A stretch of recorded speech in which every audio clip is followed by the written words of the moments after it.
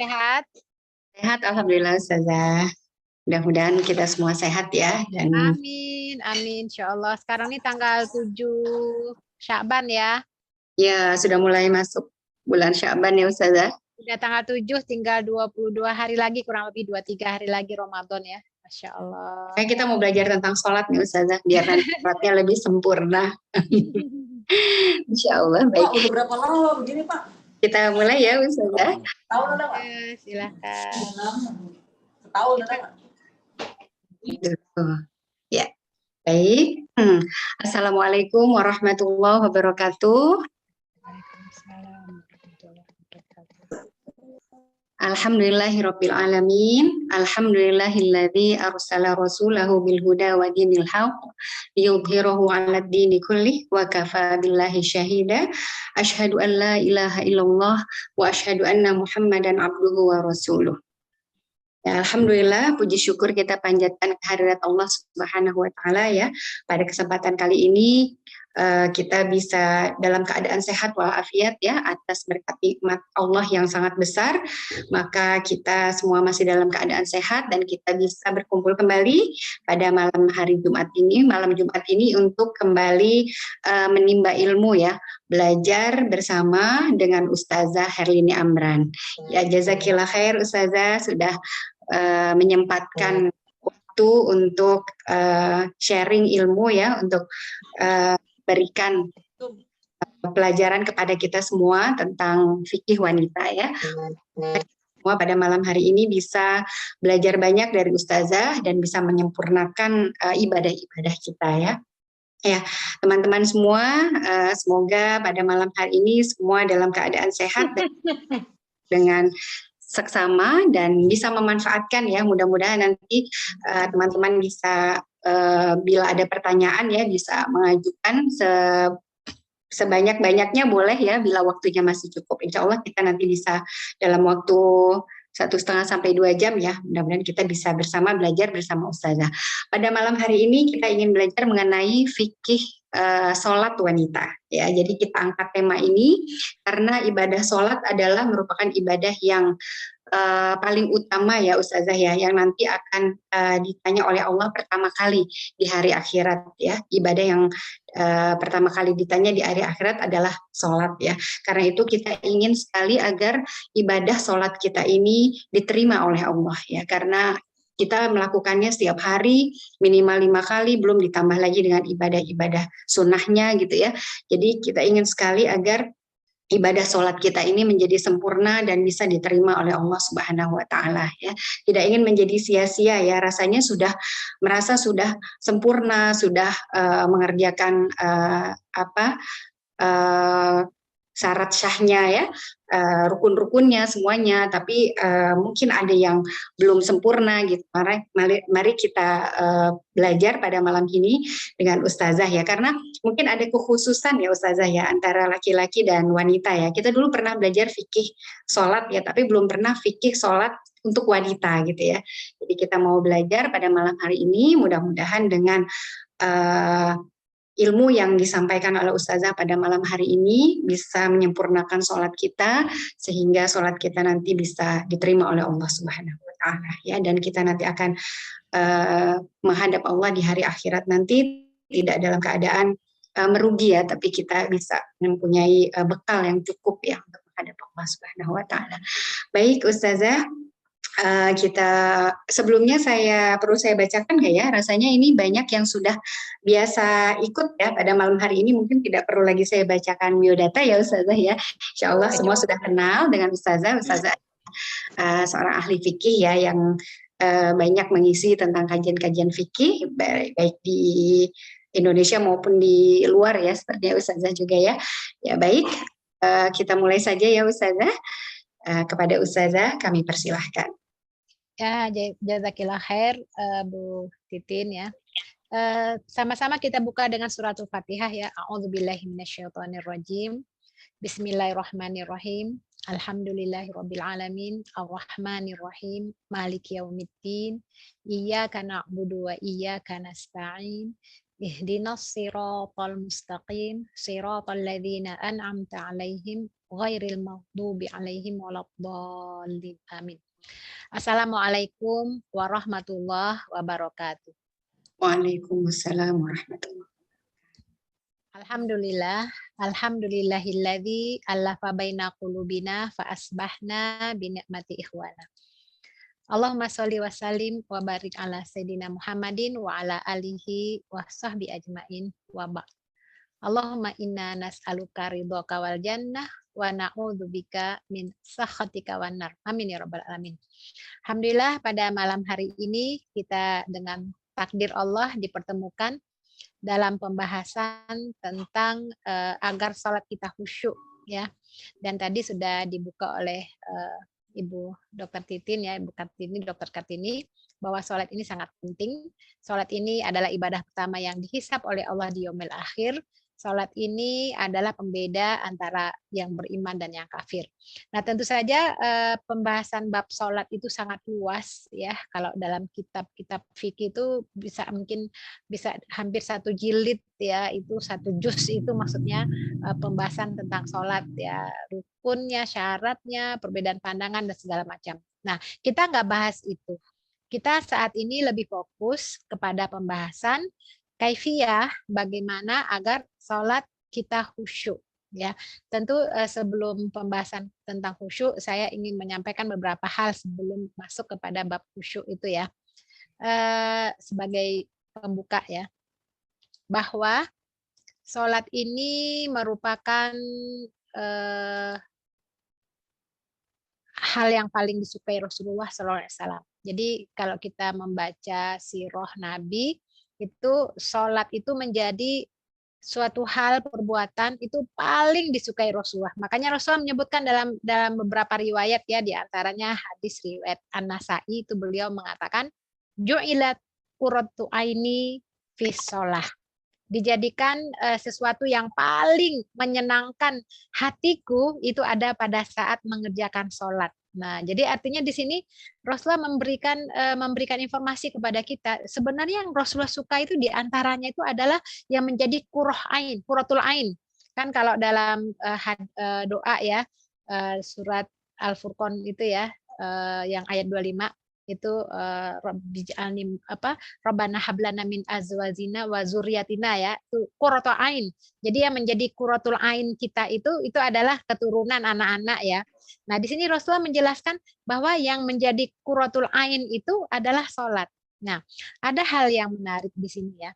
Ibnu Qayyim al-Jauziyah itu menjelaskan bahwa maksud qurratul ain ya, juliatus sholah, aku jadikan sholat itu sebagai qurratul ain, itu beliau menjelaskan Ibnu Qayyim al-Jauziyah itu bahwa qurratul ain ini itu melebihi sekedar cinta biasa atau yang disebut dengan mahabbah ya. Qurratul ain itu melebihi, karena tidak setiap perkara yang dicintai itu pasti sebagai qurratul ain.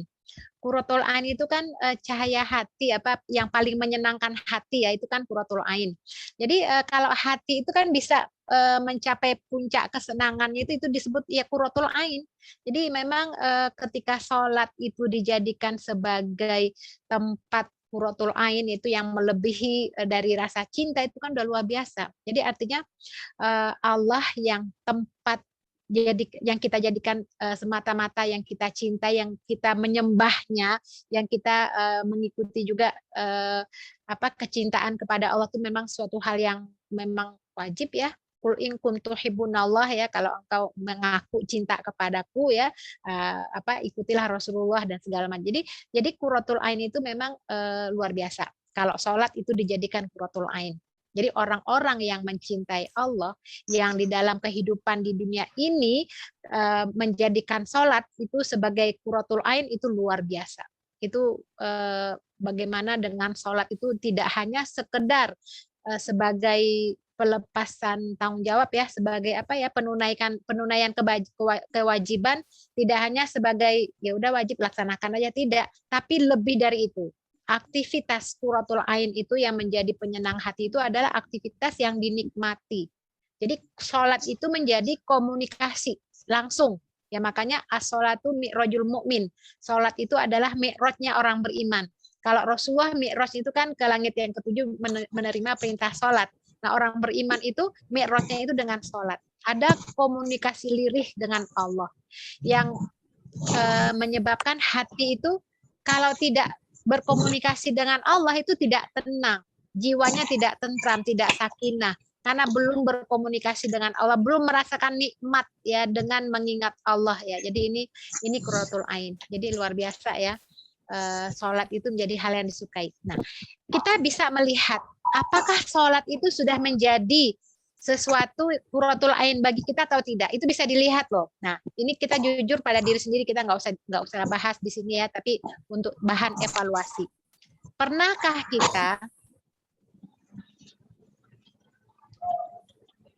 kita merasakan ketika sholat itu perasaannya kok lama banget ya, gitu ya? Jadi dihitung-hitung nih, baru 1, baru 2, waduh nih 3, tinggal 2 lagi nih, kayaknya perasaan lama banget ya. Nah, kalau itu kita rasakan, itu berarti kita jauh dari qurratul ain. Bahkan bisa jadi ini sholat hanya sekedar penunaian kewajiban, pelepas kewajiban aja.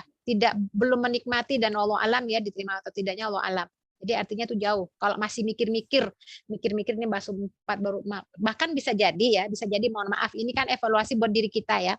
Ketika kita merindukan datangnya haid, dalam tanda kutip merindukan datangnya haid karena bebas tidak sholat. Jadi artinya bebas, lagi pray, lagi bahagia banget tuh kalau dapat haid. Bukan karena memang siklusnya, tapi ada rasa kayaknya jadi seakan-akan sholat itu jadi beban. Nah, kalau ini masih kita rasakan, kita belum merasakan nikmatnya sholat ya. Jadi sholat itu jika dikerjakan dengan baik, kemudian sesuai dengan mengikuti contoh Rasulullah, solu kama ro'aitumuni usolli, dan kita ngikutin Rasulullah, sholat itu ju'ilatis sholah qurratu ain, sebagai penyenang hati kita. Kalau itu kita ikuti, insya Allah kita akan merasakan kemanisan iman dalam hati ya. Sekarang pertanyaannya adalah, apa yang kita rasakan dalam sholat kita? Apakah hanya sekedar penunaian kewajiban, pelepas tanggung jawab? Allah alam. Yang bisa menjawab itu adalah kita. Makanya Ibnu Taimiyah mengatakan ya, idza lam tajid lil amal halawah fil qalbika wan syirahan, gitu ya. Jika Anda tidak mendapatkan kemanisan iman atau ibadah dan kelapangan dalam hatimu ketika beramal, maka curigailah amalanmu tersebut tidak engkau rasakan nikmatnya, dan engkau belum menikmati, belum curigai amal itu entah diterima atau tidaknya, gitu ya. Ini evaluasi buat kita semua ya. Jadi mudah-mudahan momen Ramadan ini bisa memperbaiki, apalagi di bulan Sya'ban ya. Nanti pertengahan Sya'ban itu ada nisfu Sya'ban, itu amalan kita seluruhnya itu dilaporkan oleh malaikat ya, dibawa, diangkat ya, apakah amalan tahun ini baik atau tidaknya. Jadi mudah-mudahan kita sama-sama saling mengingatkan ya dalam hal ini. Baik. Jadi itu sholat itu adalah yang paling disukai. Kemanisan iman didapat dengan sholat yang dikerjakan dengan baik. Terasa gitu ya kebutuhan kita. Jadi manakala kita merindukan sholat, manakala kita menikmati setiap bacaannya, gerakannya, itu insya Allah kita sudah merasakan halawatul iman, ya, kemanisan iman. Jadi dengan kemanisan iman ini kita tidak merasakan beban lagi sholat itu. Bahkan kita bisa mencari tempat kalau pergi keluar ya, kita sudah berhitung nanti sholatnya di mana dan bagaimana. Jadi tidak merupakan beban. Bahkan bisa jadi kepikiran gitu ya. Ini kita belum sholat. Jadi gelisah kalau tidak melaksanakan sholat ya. Nah ini. Nah sekarang standar penilaian sholat ya. Jadi berapa pahala sholat kita, standar penilaian sholat ya.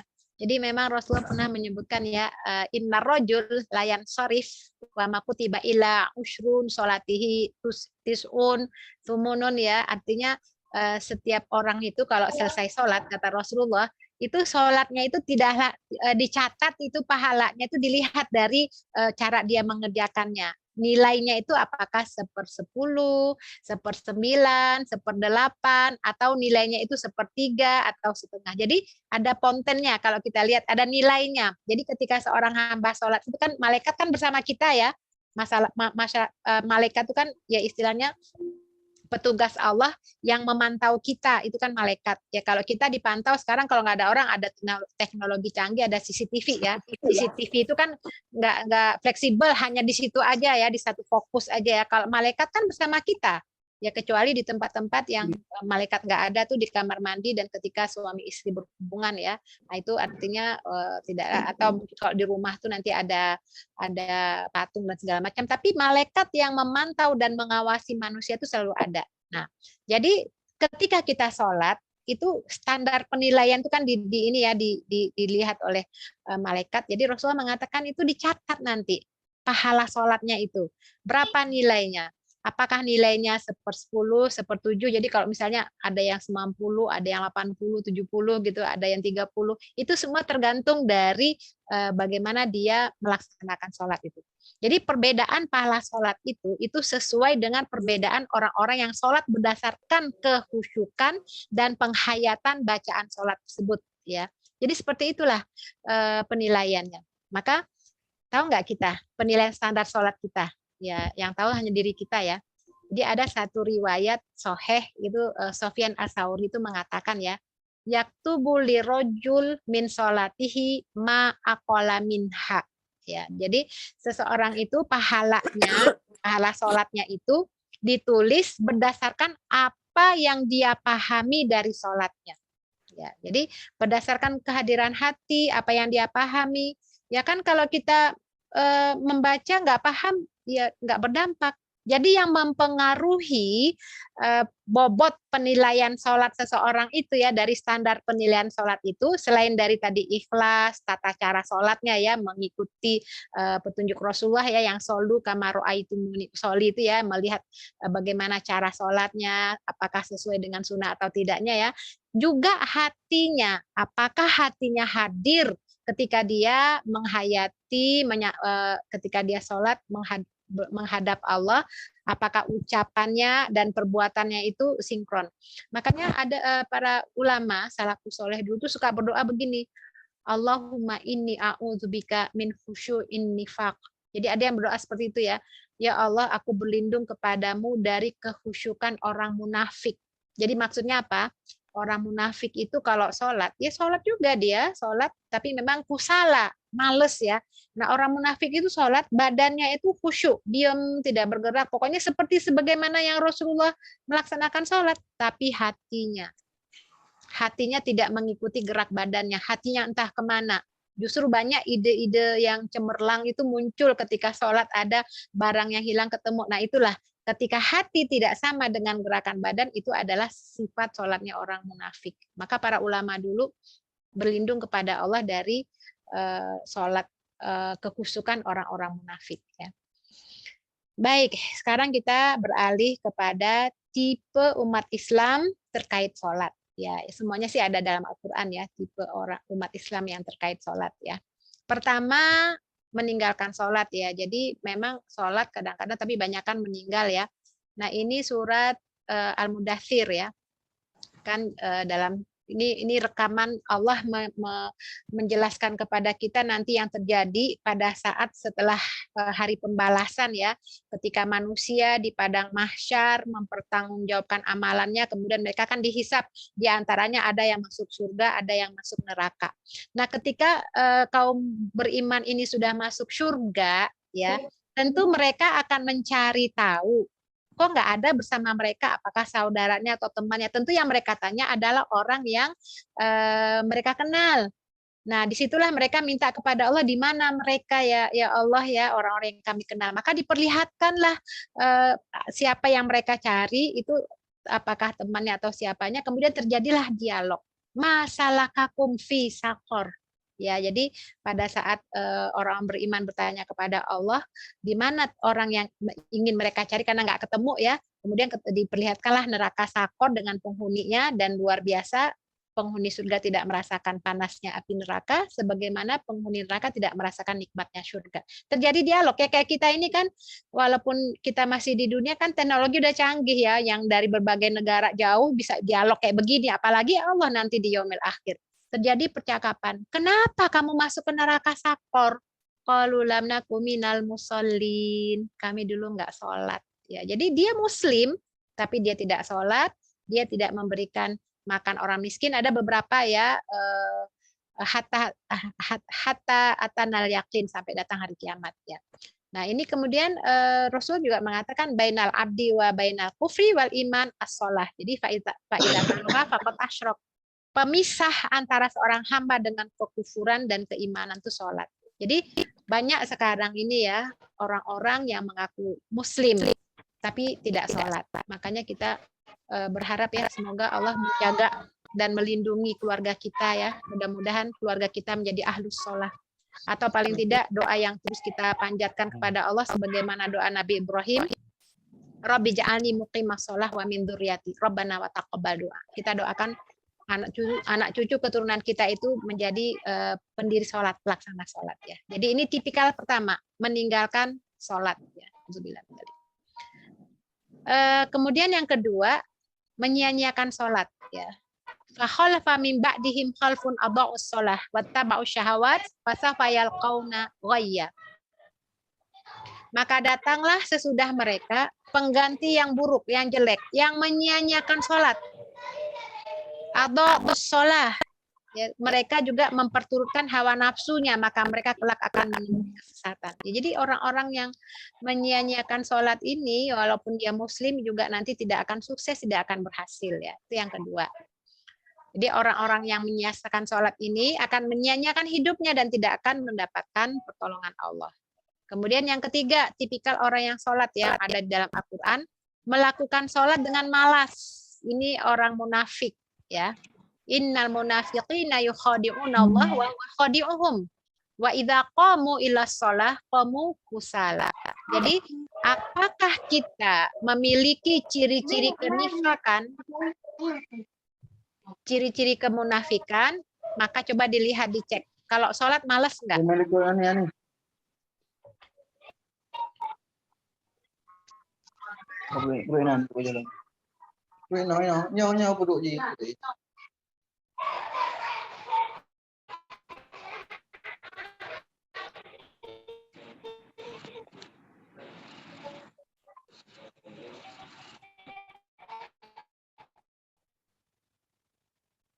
Ya.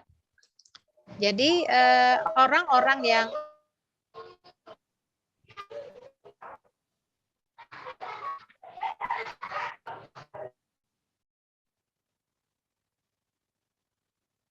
ya. Jadi orang-orang yang sholatnya malas, itu indikasi bahwa dia itu ada ciri kenifakan, ciri kemunafikan. Ya, jadi ini buat evaluasi buat kita semua. Kemudian melalaikan dan melupakan sholat ya. Fawailul lil musallin alladzina hum an sholatihim sahun. Jadi orang-orang yang lalai dalam sholatnya. Jadi di sini kita lihat fawailul lil musallin. Celakalah. Ini wail ini kan nama neraka ya, nerakalah bagi orang-orang yang sholat, lil musallin. Jadi orang yang sholat saja itu mendapatkan kecelakaan ketika mereka sahun, lalai dari sholatnya. Jadi orang-orang yang sahun ini, orang yang lalai juga tidak mendapatkan keberuntungan. Itu tipikal orang yang sholat ya. Nah, yang kelima ini ada lagi yang memelihara dan menjaga sholat. Ya kan banyak orang yang lalai kadang-kadang karena sibuknya, banyak tugas, banyak pekerjaan, sholat itu ditinggalkan, lagi sibuk, lagi repot, lagi tak. Pokoknya di nomor sekian kanlah sholat itu bukan jadi hal yang utama ya. Jadi karena ada kesibukan, pertemuan dengan ini, rapat penting, segala macam, sholat dikesampingkan. Itu orang yang lalai dalam sholatnya. Dia sholat tapi dia lalai. Nah yang kelima ini memelihara dan menjaga sholat. Walladzina hum ala sholawatihim yuhafidun. Ulaika humul warithun alladzina yarithunal firdaus hum fiha khalidun. Jadi dia memelihara, menjaga sholatnya. Dia tidak akan pernah mau menomorduakan sholat. Sholat itu hal yang utama, dimanapun, kapanpun. Makanya ketika kita bicara sholat ya, itu nggak bisa berdiri, duduk, nggak bisa duduk berbaring. Nggak ada istilahnya ini karena kondisinya perang, karena kondisinya macet, karena nggak ada. Kita lihat Rasulullah SAW ya, dalam suasana perang sekalipun itu ada namanya sholat khauf ya, sholat ketika kondisi sangat takut, itu juga sholat dalam medan pertempuran. Artinya itu kalau kita katakan itu darurat, itu Rasulullah lakukan. Jadi nggak ada istilah sholat itu nantilah kapan, tidak. Sholat itu harus dijadikan nomor satu dan utama. Ya, jadi nggak bisa baik itu dalam keadaan mukim, musafir, dalam keadaan sibuk. Ya, kalau nggak bisa berdiri ya duduk, artinya nggak ada istilah kecuali buat perempuan, wanita hanya dua kondisi pada saat haid dan nifas. Ya. Jadi mudah-mudahan bagian dari keimanan ya, ketika kita dalam keadaan apapun, sesibuk apapun, kita pasti mikirin sholat ya, di mana itu insya Allah bagian dari keimanan. Cari tempatnya di mana, itu adalah bagian dari sifat dan karakteristik orang-orang beriman ya. Jadi mereka lah yang akan dapat firdaus ketika mereka memelihara dan menjaga sholatnya ya. Kemudian ini yang nanti kan kita fokuskan ya, orang yang khusyuk dalam sholatnya. Jadi khusyuk ini adalah ruhnya sholat. Ya, dalam surat Al-Mu'minun ayat 1 dan 2. Qad aflahal mu'minun. Beruntunglah, sukseslah orang-orang yang beriman. Alladzina hum fi sholatihim khasyi'un. Mereka yang khusyuk dalam sholatnya. Jadi khusyuk ini adalah ruhnya sholat. Ya. Siapa yang mau sholatnya seperti badan tanpa ruh, sholat itu jadi hanya gerakan tapi nggak menghadirkan hati, nggak khusyuk. Nah itu sama orang yang memiliki badan tapi tidak ada ruhnya, tidak ada hatinya. Jadi khusyuk ini kan sebenarnya sangat ini ya, sangat penting ya. Bahkan Allah menjamin orang-orang yang khusyuk ini yang mendapatkan firdaus ya, surga firdaus. Ini pertama kali ya dalam ayat 1 dan 2 ini dalam surat Al-Mu'minun. Qad aflahal. Ada Bang Dava.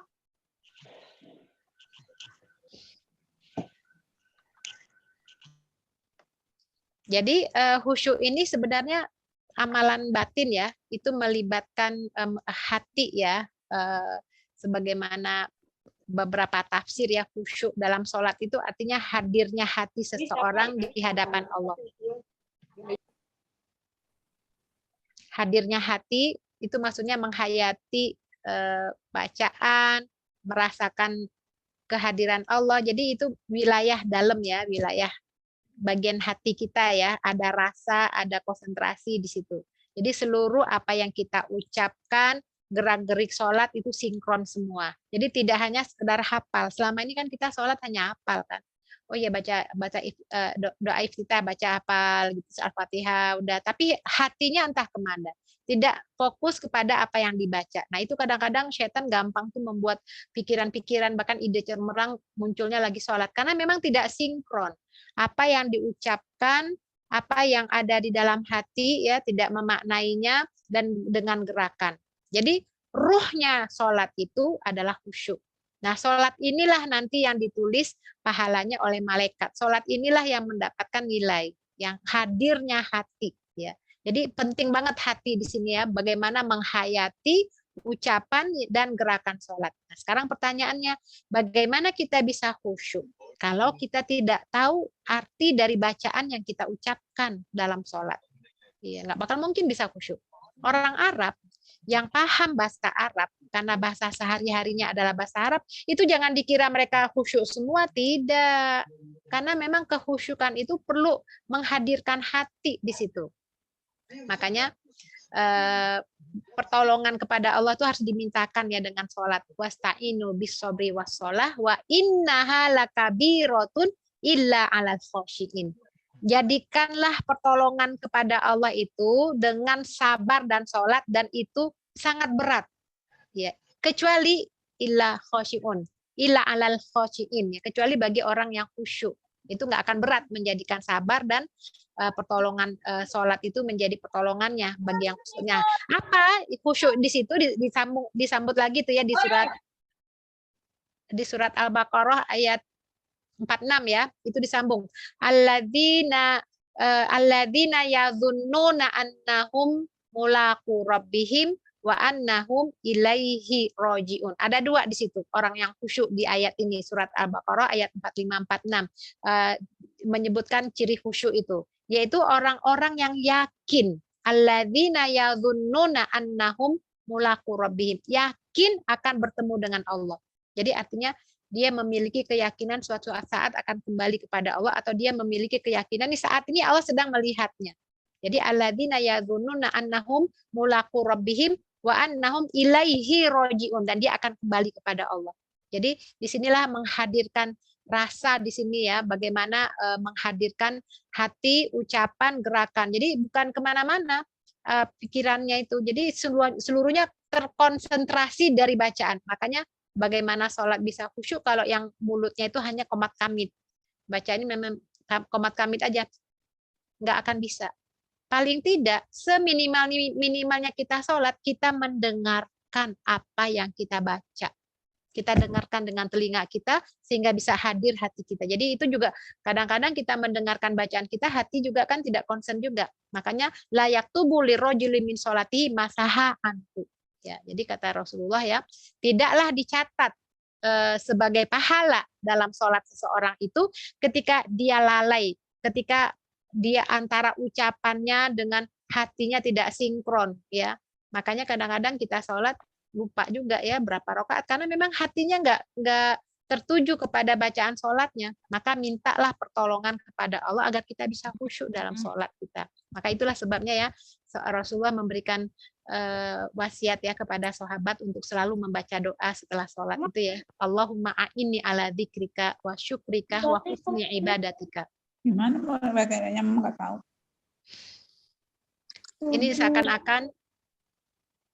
Ini seakan-akan doa ini adalah doa wajib buat kita ya. Allahumma a'inni ala dzikrika wa syukrika wa husni ibadatika. Ya Allah, a'inni, bantu aku ala dzikrika. Bukankah sholat itu juga mengingatku ya? Bantu aku agar aku mampu mengingatmu.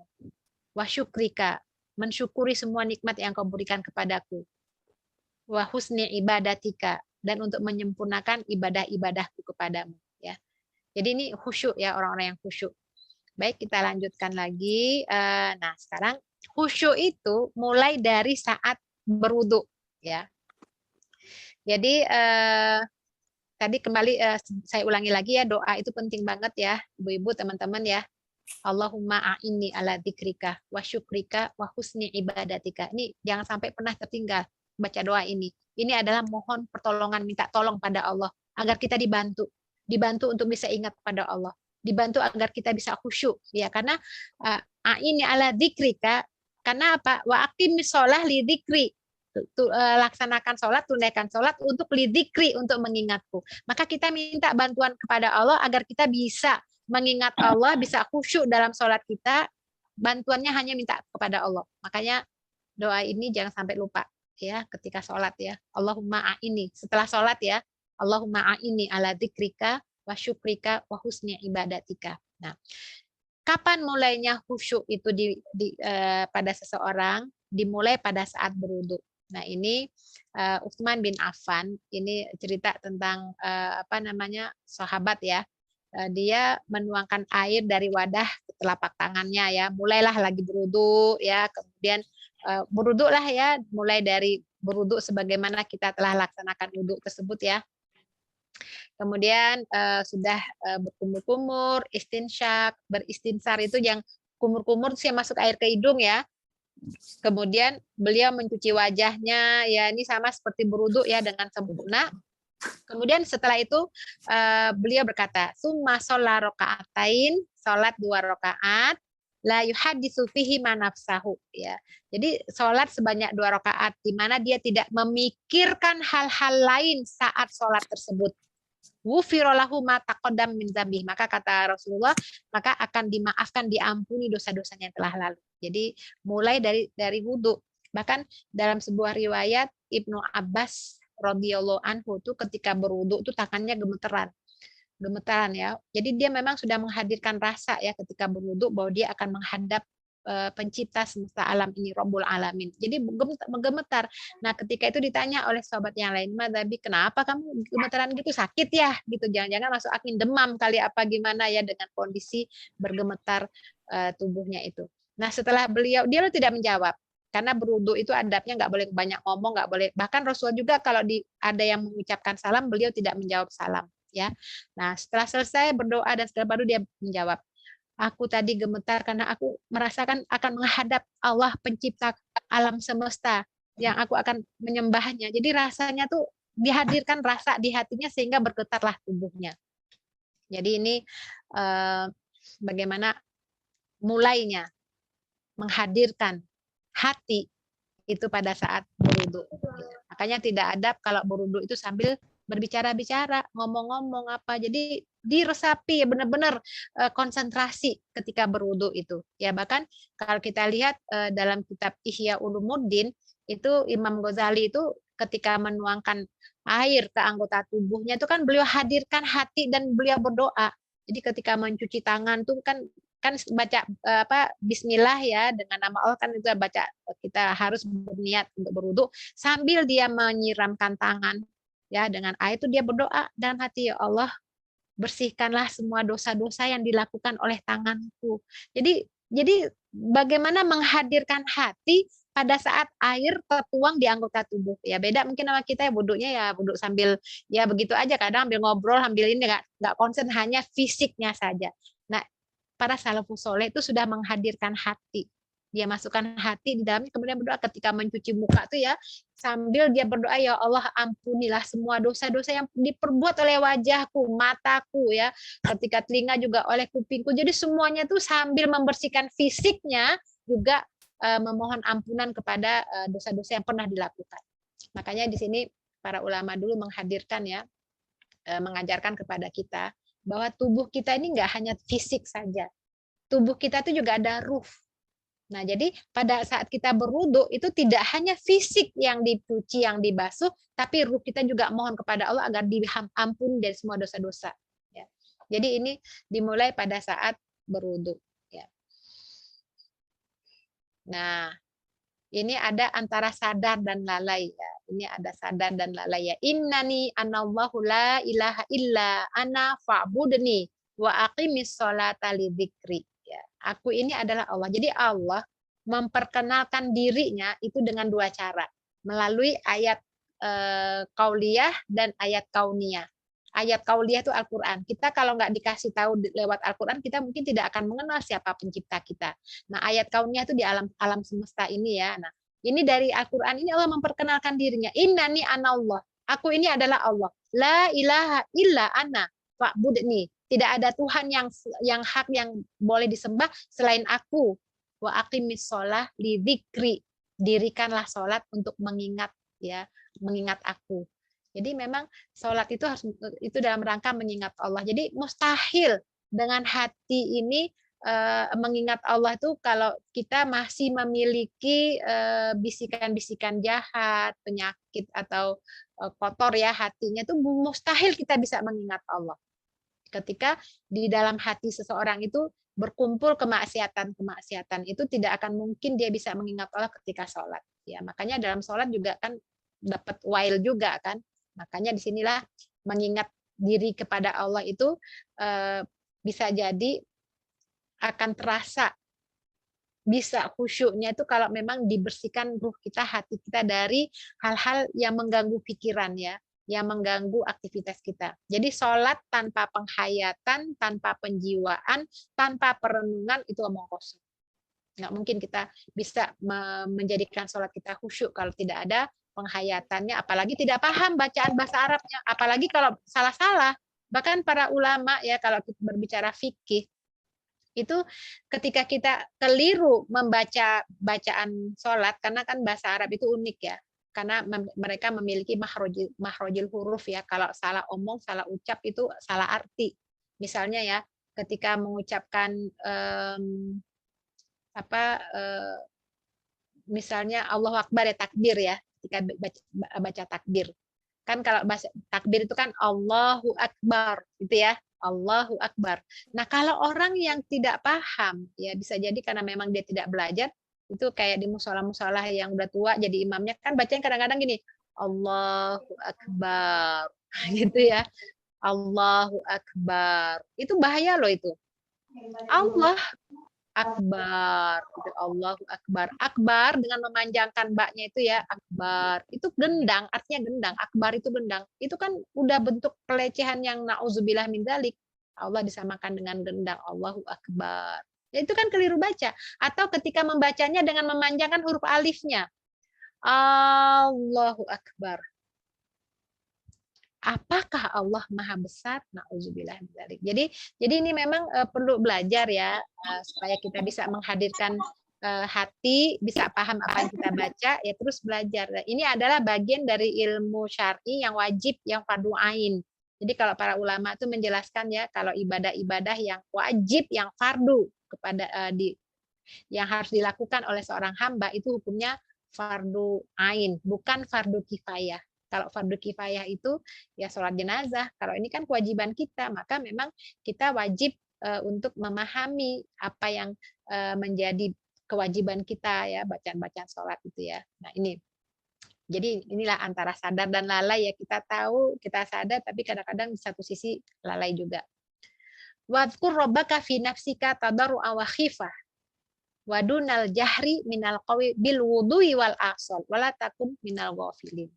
Di sini bagaimana adab ketika kita menyebut Allah dalam hati, itu baik dalam sholat itu ada tadarru wa khifah, merendahkan diri dan ada rasa takut dan tidak mengeraskan, tidak jahar. Jadi kalau kita misalnya menyebut Allah sholat itu jangan keras-keras ya, jangan keras-keras, tapi juga jangan pelan-pelan dan jangan sampai lalai juga. Ya, ingatlah Allah pagi dan petang ya. Jadi ini antara sadar dan lalai ya. Jadi di sini kita diperintahkan oleh Allah bagaimana mengingat Allah dalam sholat itu jangan diem, mulutnya diem atau dalam hati, tapi tidak juga keras, tapi kita mendengarkannya. Nah, jangan sampai masuk orang yang lalai.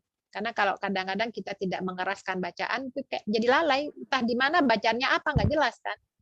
Jadi antara sadar dan lalai. Baik, sekarang kita masuk kepada definisi khusyuk.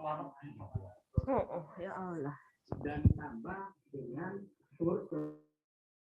Ya. Khusyuk itu artinya as-sukun, sakinah ya, diam, tenang, tadallul, merendahkan diri, tunduk, pasrah ya, tidak bergerak ya, namanya sukun ya. Itu yang disebut khusyuk ya. Tapi bahasa khusyuk ini mirip juga dengan al-khudu. Khudu ini sering digunakan untuk anggota badan. Ya, kalau khusyuk itu hati ya, di dalam ya, gerak-gerik hati. Jadi kan khusyuk khudu ya. Jadi bisa juga berarti kalau khudu itu rendah, perlahan ya, biasa digunakan untuk suara ya. Jadi nggak cepet-cepet, nggak pelan-pelan. Ya, itu khudu.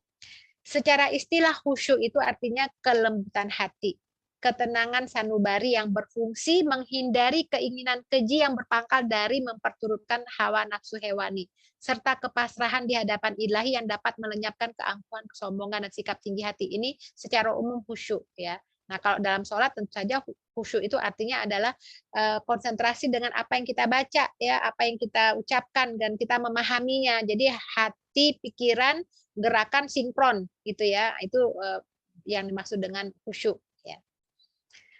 Nah, tentu saja untuk mempersiapkan sholat khusyuk itu nggak mudah, tentu perlu ada persiapan. Ya, sebagaimana ketika kita mau belajar, barangkali kalau mau belajar, mau ujian kan kita harus konsentrasi, harus siap-siap ya. Harus nggak mungkin kita bisa belajar di suasana bagaimanapun, perlu ada persiapan. Nah, begitu juga dengan persiapan sholat khusyuk. Jadi ada persiapan yang bersifat jasadi. Jasadi itu artinya fisik kita atau makan itu tempat. Jadi lingkungan, situasi, kondisi artinya itu perlu dipersiapkan. Kemudian akli itu pemikiran kita ya, perhatian kita, konsentrasi kita. Ya. Kemudian juga ada ruhi. Karena kita ini akan menghadap Allah, tentu nggak segampang begitu aja, perlu ada persiapan. Mohon maaf sekarang gini deh. Kalau kita mau ketemu misalnya dipanggil ya sama Gubernur Jakarta DKI, dipanggil sama Pak Anies Baswedan misalkan, datang ke tempat kantornya ya. Apa yang kita persiapkan? Wah, ini penguasa DKI nih.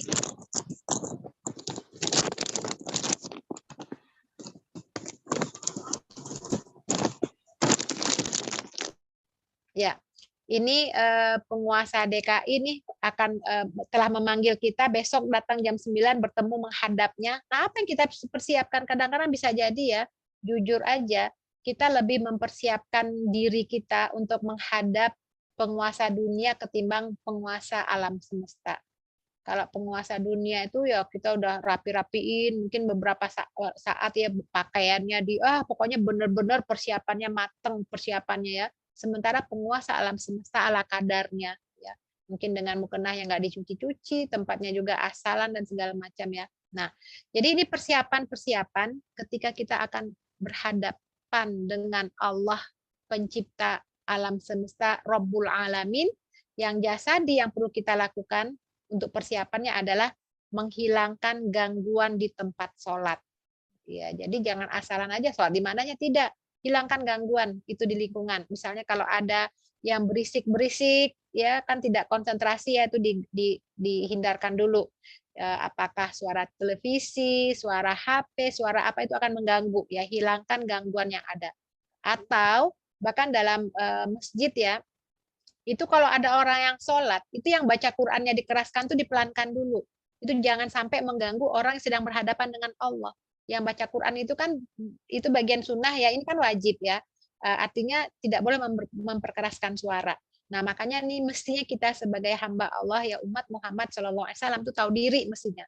Kalau kita berada di masjid itu kalau ngobrol apa tuh jangan berisik. Ini orang banyak sholat loh. Itu akan terganggu. Ya, artinya kita itu bisa jadi pengganggu, dan ini tentu saja nanti akan diminta ya pertanggungjawaban juga. Kenapa kok tidak membuat orang nyaman ya, ada orang sholat malah berketawa cekikikan ya. Ini bagian dari adab ya. Maka hilangkan gangguan-gangguan yang ada di tempat sholat. Kemudian persiapkan fisik ya. Maksudnya ya kan kalau kita dalam kondisi misalnya lapar, makanya Rasulullah mengatakan kalau makanan sudah terhidang ya makan dulu, baru setelah itu laksanakan sholat. Nah, saya ingin menyampaikan juga ini sebentar lagi Ramadan ya. Kan di bulan Ramadan biasanya nih kita nih ibu-ibu kan menyediakan makanan tuh ya untuk berbuka di meja makan. Nah, sunnahnya kan hanya untuk membatalkan ya, untuk iftar ya, membatalkan puasa, baru setelah itu sholat ya.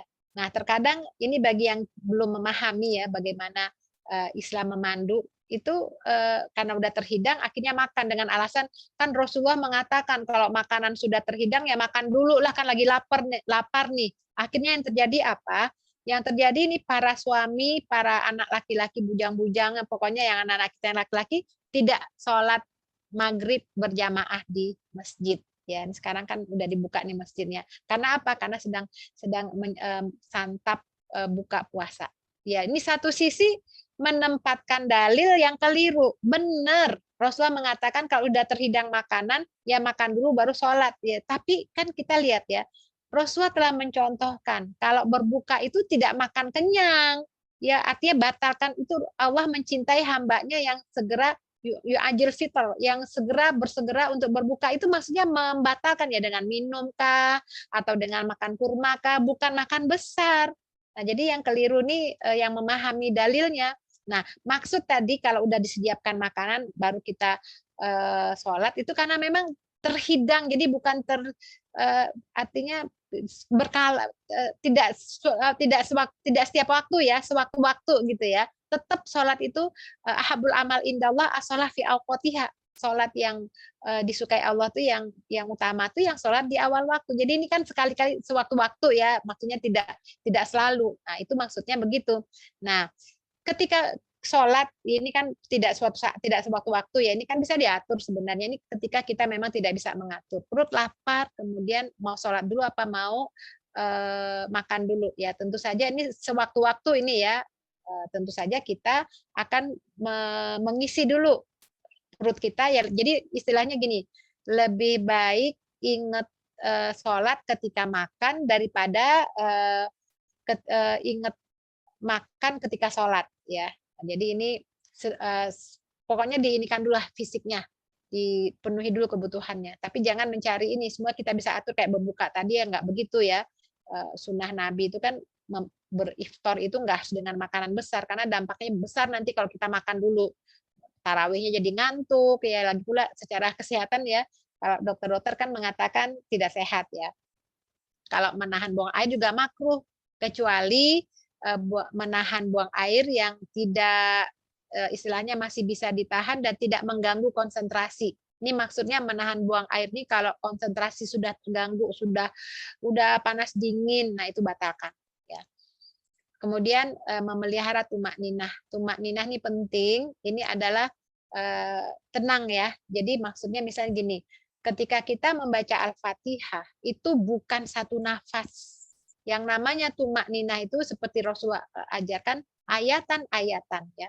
Bismillahirrahmanirrahim. Nah, itu tumak ninah, sebentar diam dulu. Alhamdulillahirabbil alamin. Tenang dulu. Makanya ketika selesai baca Al-Fatihah, baca surat, itu ketika beralih ke gerakan berikutnya tumak ninah dulu.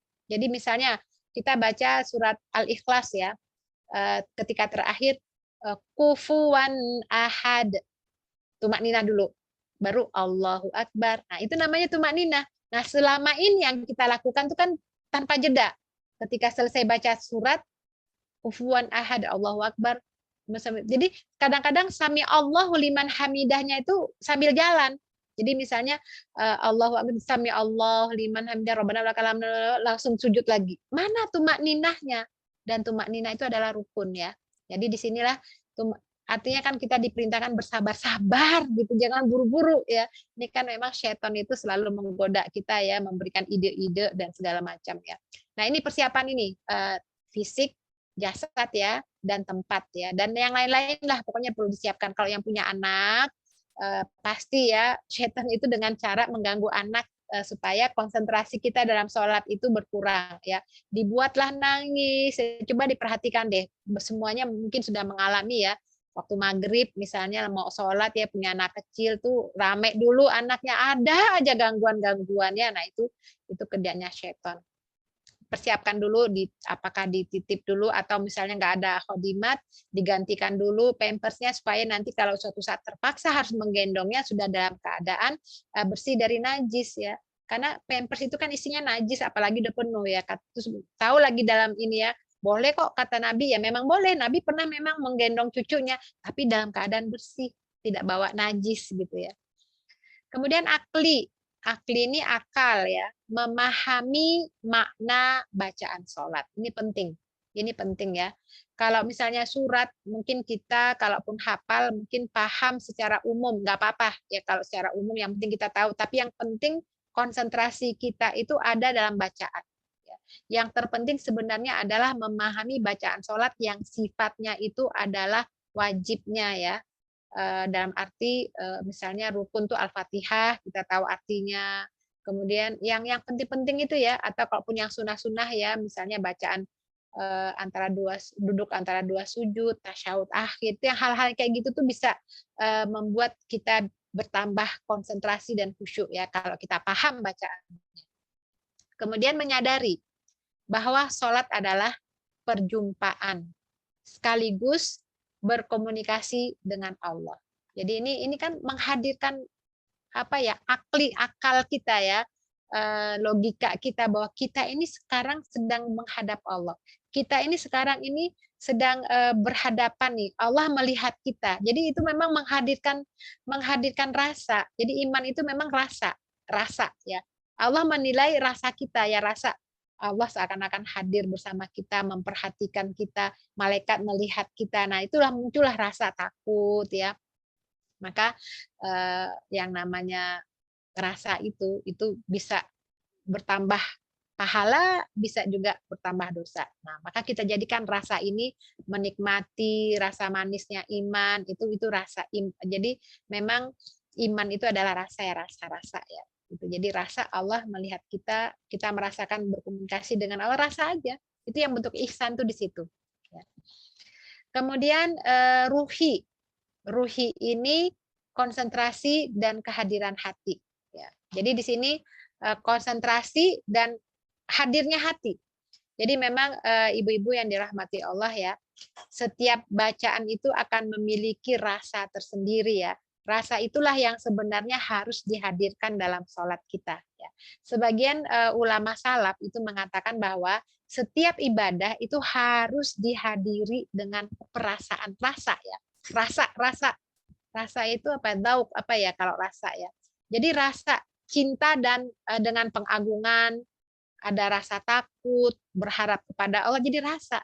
Nah, pada saat disebutkan tentang nama dan sifat-sifat Allah, timbul rasa mengagungkan dalam diri ya, timbul rasa takut kepada Allah, timbul rasa pengharapan, timbul rasa ya rasa kasih sayang Allah. Itu perlu dihadirkan sehingga timbullah dari rasa itu cinta kepada Allah. Ya, cinta yang terpadu dengan mengagungkan Allah ya, dengan sesuai dengan asmanya, nama-namanya. Ada muncul rasa takut ya. Jadi orang-orang yang telah menghadirkan rasa dalam dirinya, dia akan merasa Allah itu akan mengawasinya tidak hanya ketika sholat, tapi di luar sholat pun. Makanya wajar ya ketika Allah menyebutkan dalam surat Al-Ankabut, Inna sholata tanha anil fahsya'i wal munkar.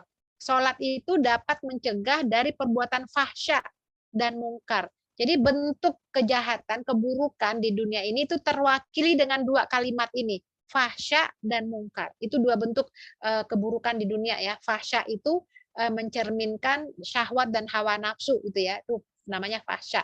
Yang namanya syahwat, hawa nafsu, yang zina, apa itu semua syahwat. Kalau mungkar itu sesuatu yang diingkari. Nah, dengan sholat yang seperti tadi yang menghadirkan rasa, seluruh keburukan itu bisa diatasi.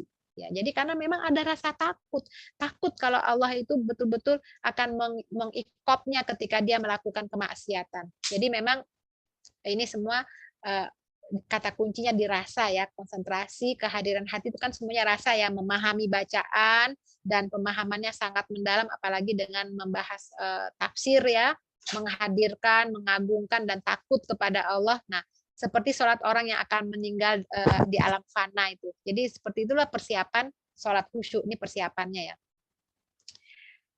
Ada kalanya seseorang itu atau kita tidak bisa khusyuk. Nah, kenapa? Ya karena masalah harta dan anak-anak. Ya ini kalau udah harta dan anak-anak ini sulit khusyuk ya. Makanya Allah berfirman dalam surat 63 ini ayat 9 ya. Ya ayyuhalladzina amanu la tulhikum amwalukum wala auladukum an dzikrillah wa may yaf'al dzalika faulaika humul khasirun. Ini hitopnya kepada orang-orang beriman. Janganlah harta-hartamu, anak-anakmu itu melalaikan kamu dari mengingat Allah. Barang siapa yang membuat demikian sampai lalai, maka dia rugi. Maka jangan sampai gara-gara pekerjaan, gara-gara anak, gara-gara kesibukan, itu melalaikan sholat, melalaikan ingat Allah. Ya. Bahkan pernah ada seorang ibu ya tanya ke saya, Bu Ustazah, boleh nggak saya menjamak sholat saya zuhur di waktu asar? Ya, 24, 20. Tambah 4, 16 sama 4, 20. Iya. Boleh nggak saya menjamak sholat zuhur saya di waktu asar? Kenapa? Apa kesibukannya sakit? Enggak, saya tuh punya anak, itu susah ngasih makannya. Ngasih makannya tuh berjam-jam, jadi kadang-kadang tuh bisa 2 jam, 1 jam, akhirnya waktunya mepet ke asar. Nah itu dia. Ini karena anak. Jadi karena anak, jadi sholatnya dilalaikan tuh jangan sampai terjadi. Jangan sampai ya, ini hanya gara-gara anak. Bahkan kalau kita lihat anak-anak itu mengganggu ketika dia menangis, itu bisa digendong ya. Artinya jangan sampai ada halangan gara-gara anak, apalagi dengan harta, pekerjaan segala macam. Ya, di sini Allah katakan rugi. Jadi inilah yang menyebabkan tidak khusyuk, apalagi syaitan tuh goda ya, lagi sholat tuh was-was saja. Makanya amankan anak ya, jangan sampai dia nanti kita lagi sholat diletakkan di atas tempat tidur ya, dia udah bisa balik itu nanti hati was-was saja tuh nanti balik gimana. Nah ini di semuanya dipersiapkan ya. Jadi inilah yang menyebabkan tidak khusyuk ya. Kemudian tidak mengerti, mabuk dan tidak mengerti ya. Maksudnya di sini kalau dulu mabuk ya, karena memang pengharaman khamr itu kan bertahap ya. Nah, di sini ya ayyuhalladzina amanu la taqrabus shalah wa antum sukaro hatta ta'lamu ma taqulun. Jadi dulu tuh ketika belum ada pengharaman total terhadap khamr, maka ada perintah Allah, hai orang beriman, janganlah kamu sholat sedang kamu dalam keadaan mabuk. Jadi dulu pernah Ali bin Abi Thalib jadi imam. Mereka kan biasa minum-minum khamr itu ya, dulu tuh minuman biasa untuk penghangat badan ya. Nah, ketika minum itu tuh datang sholat Isya, mereka berjamaah, jadi bacaannya itu terbolak-balik ya. Ketika membaca surat Al-Kafirun ya, la a'budu ma ta'budun, dibaca a'budu ma ta'budun. Nah, pokoknya kebolak-balik lah. Jadi yang artinya aku menyembah apa yang kamu sembah. Kan itu bahaya. Nah, untuk saat ini mungkin mabuk sudah tidak, tapi di sini sama dengan orang yang tidak mengerti. Orang yang tidak mengerti sama dengan orang yang mabuk. Maka di sini bisa diambil ibrohnya dari ayat ini. Janganlah kamu sholat ketika kamu tidak paham maknanya. Artinya pahamilah maknanya sholat. Tapi bukan berarti jangan sholat sampai paham, tidak. Sholat itu tetap wajib, tapi sambil kita memahami apa yang kita baca agar kita tidak termasuk dalam kategori tanda kutip mabuk, ya, tidak mengerti apa yang kita baca. Ya. Padahal kalau bacaan sholat itu kalau dihayat itu luar biasa, ya. Apalagi kalau dalam tasyahud akhir tuh, dalam tasyahud akhir itu luar biasa, yaitu komunikasi at-tahiyatul mubarakatus sholawatut thayyibatulillah. Kadang-kadang bacanya juga kita keliru, ya. Yang at-tahiyatul kadang-kadang dibaca at-tahiyatul. Nah, itu aja udah keliru, ya. Kalau udah keliru bacaannya tentu artinya juga keliru, ya. Salam penghormatan, mubarakah itu keberkahan, at-tahiyatul mubarakatus sholawatus, selawat ya, untuk Allah. Jadi semua kebaikan untuk Allah. Kemudian yang ini assalamu alaika. Jadi assalamu alaika pakai khitab ka, salam atasmu. Ayyuhan nabiyyu wa rahmatullahi wa barakatuh. Wahai nabi, Masya Allah. Ini kan kalimat yang langsung, ya, salam kepada engkau wahai nabi. Kemudian assalamu alaina wa ala ibadillahi sholihin. Jadi semuanya ketika kita membaca bacaan sholat, kita hayati kandungan maknanya supaya tidak masuk dalam kategori tidak mengerti atau mabuk ini. Sekarang kita bahas, ya, kiat sholat khusyuk, ya. Kiat sholat khusyuk itu yang pertama tentu berdoa, ya. Jadi tadi doa tadi sudah saya sampaikan agar kita selalu berdoa dengan doa-doa yang diajarkan Rasulullah, diantaranya itu, ya, Allahumma a'inni ala dzikrika wa syukrika wa husni ibadatika. Ya Allah, bantu aku, ya, dalam mengingatmu. Jadi doa, ya, doa-doa yang, ya, kalau memang tidak bisa bahasa Arab nggak apa-apa, bahasa Indonesia saja. Berikan kemampuan untuk mampu sholat dengan khusyuk, ya. Kemudian mempersiapkan fisik dan sikon tadi udah, ya, menyadari bahwa sholat ini udah kita bahas. Nah, ini menghadirkan hati dan memahami ucapan dan gerakan, tolak setiap lintasan pikiran dan angan-angan yang muncul. Ini selalu ada di kita nih, ya.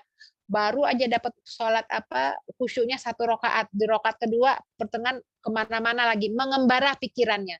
Ketika kita menyadari kita sedang mengembara, tarik lagi, balik lagi, kita ulang, kita perdengarkan bacaan kita.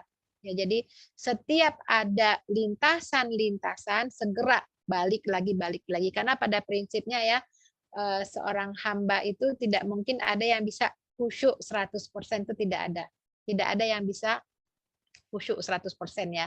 Pasti ada hal-hal, bahkan Rasulullah SAW itu pernah sholat zuhur 4 rakaat jadi 2 rakaat. Kemudian ditanya oleh sahabat, ya, jadi kalaupun Rasulullah itu tidak melupakan jumlah rakaat, itu sebenarnya panduan buat umatnya. Nanti kalau terjadi seperti ini apa yang dilakukan, gitu, ya.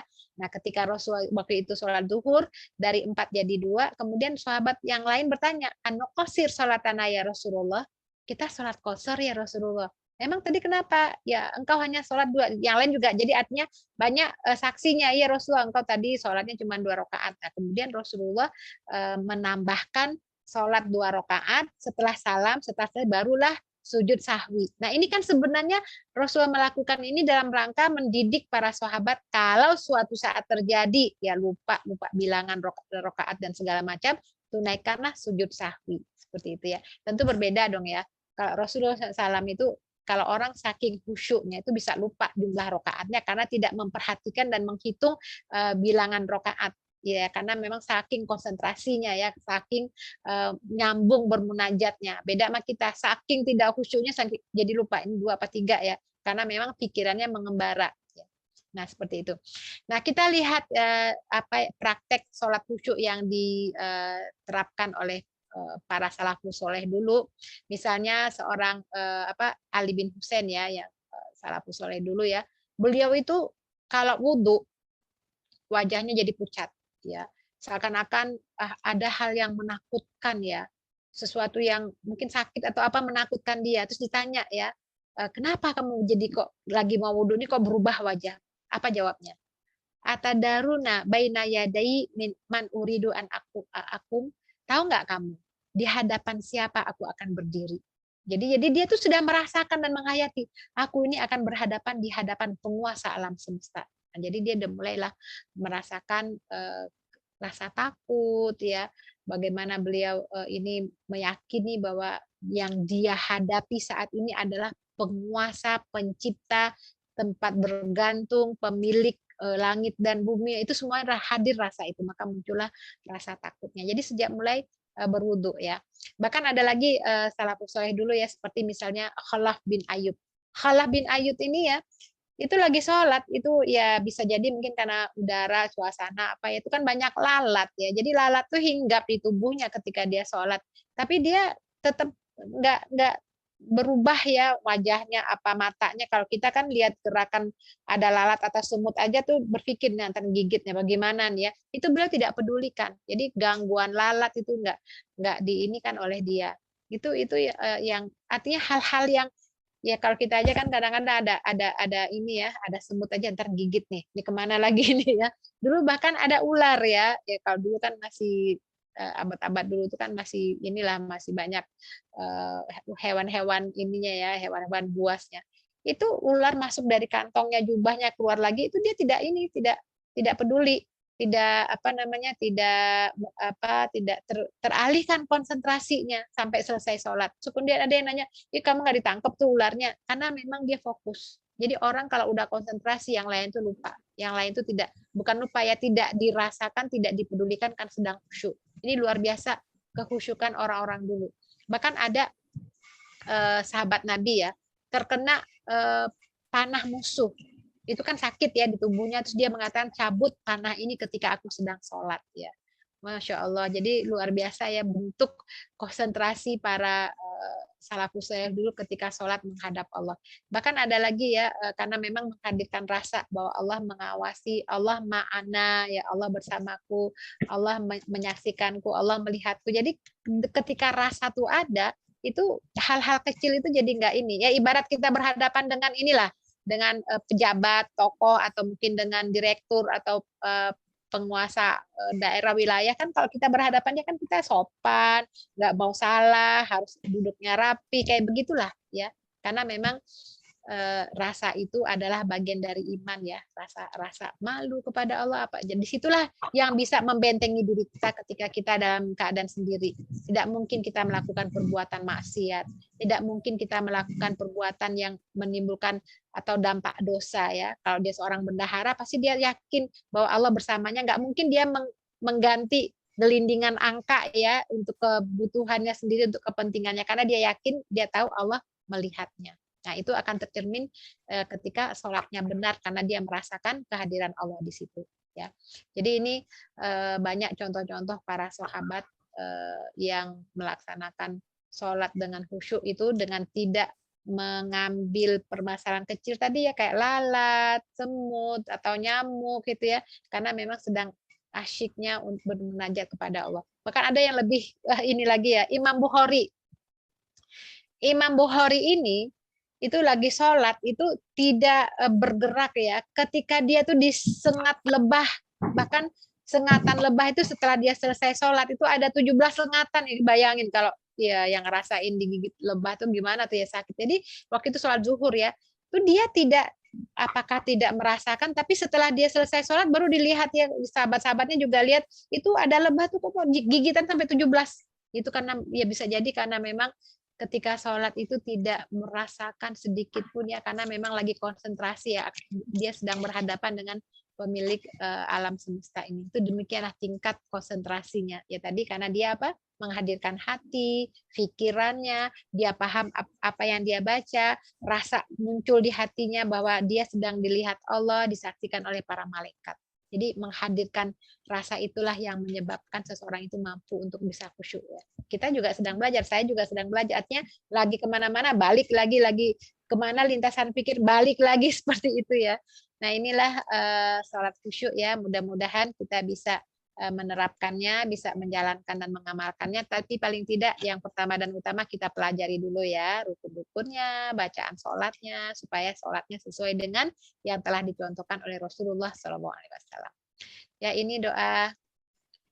Ya, Allahumma inni a'udzubika minal ajzi wal kasal wal harami wal jubni wal bukhli wa adzabil qabr. Allahumma ati nafsi taqwaha wa zakkiha anta khairu man zakkaha anta waliyuha wa maulaha. Allahumma inni a'udzubika min qalbin la yakhsha wa min nafsin la tashba wa ilmin la yanfa wa da'watin la yustajabu laha. Ya, ini mudah-mudahan dengan doa yang seperti ini hadis ini sahih riwayat Imam Muslim yang dibaca oleh Rasulullah SAW. Tapi bagi yang nggak apa-apa kayak bahasa Indonesia. Allah itu Maha mendengar lagi Maha melihat dan mengetahui ya. Baik, sedikit ya saya ingin sampaikan berdialog dengan Allah melalui surat Al-Fatihah ya. Jadi memang surat Al-Fatihah ini adalah bagian dari rukun ya, yang kalau kita tidak membaca Al-Fatihah maka sholatnya itu tidak sah ya. Kalau dalam masalah fikih itu memang banyak sekali ada yang bertanya, misalnya kalau kita masbuk kemudian kita tidak bisa membaca Al-Fatihah ya karena kita masbuk ya, bisa jadi imamnya sudah baca surat terus kita takbir langsung imamnya ruku. Nah, apakah itu sudah dihitung satu rakaat? Dan disinilah fihi khilaf ya, ada beberapa perbedaan pandangan ya. Tapi paling tidak karena ini berjamaah berimam ya, karena ini kan berjamaah ya berimaman, maka ada dua beda pandangan sih, memang ada dua pandangan. Yang pertama mengatakan karena imam itu ju'ilal imam liyutamma bih, karena imam itu dijadikan sebagai orang yang diikuti, maka bacaannya imam itu bacaannya makmum. Jadi dihitung satu rakaat itu pada saat ruku. Ya, ruku dengan sempurna mengikuti imam. Nah, itu udah dapat satu rakaat. Itu pandangan pertama ya, mayoritas ulama. Kemudian yang kedua pandangannya itu karena memang tidak mendapatkan Al-Fatihah maka belum dihitung satu rakaat ya. Jadi kalau dalam kehidupan sehari-hari kita, kalau yang misalnya teman-teman biasanya bagaimana nih baca Al-Fatihahnya, kan ada yang membaca Al-Fatihah di belakang imam kan ya, yang imam tuh biasanya kasih jeda dulu, jadi fursoh ya, ada waktu ya setelah baca Al-Fatihah diam dulu. Nah itu sebenarnya waktu itu fursoh itu yang berdiam itu memberi kesempatan kepada makmumnya untuk membaca Al-Fatihah. Nah itu mazhab Syafi'i ya. Nah kalau bagi yang pandangan ini memang dihitung satu rakaat itu tidak ketika ruku ya, ketika dia bisa baca Al-Fatihah lagi berdiri, yaitu baru satu rakaat. Tapi yang biasanya yang kedua pandangan ya, yang bacaan imam bacaan makmum ya kan, kalau tadi dalilnya adalah la yuslah liman lam yuqra bi Fatihah kitab, nggak sah sholat orang yang tidak baca Al-Fatihah. Nah itu kan pandangan di mayoritas mazhab Syafi'i. Tapi kalau yang tadi itu selainnya ya, itu yang ju'ilal imam liyutamma bih, imam dijadikan untuk diikuti, ya udah ketika ruku bisa berhasil dengan baik, sempurna rukunya, itu sudah dianggap satu rakaat. Jadi bacaan Al-Fatihah itu nggak usah dibaca lagi di belakang imam. Ya, pokoknya didengerin aja imam bacaannya. Kecuali kalau imamnya baca sir di rakaat ketiga atau keempat ya. Kalau maghrib yang di rakaat ketiga, kalau isya itu di 3-4 itu memang baca Al-Fatihah karena imamnya tidak mengeraskan. Nah di sini Al-Fatihah ini penting. Al-Fatihah ini mempunyai posisi yang luar biasa ya, karena dia adalah bagian dari rukun. Jadi Al-Fatihah ini kalau kita nggak baca ya nggak sah itu ya, kalau kita sendiri ya. Nah, jadi di sini Allah di hadis qudsi ya, dari Rasulullah Allah berfirman bahwa Allah membagi ya, qasamtu as-shalah baini wa baina abdi nisfain. Aku bagi sholat antara aku dan hambaku itu menjadi dua bagian, dan bagi hambaku apa yang dia mohon. Jadi mestinya memang Al-Fatihah inilah yang mesti kita konsentrasikan, yang kita pahami sebaik-baiknya. Makanya baca Al-Fatihah itu jangan satu nafas. Ya gimana mau khusyuk sholatnya bacanya dari awal sampai akhir satu nafas ya, apalagi nggak jelas bacaannya.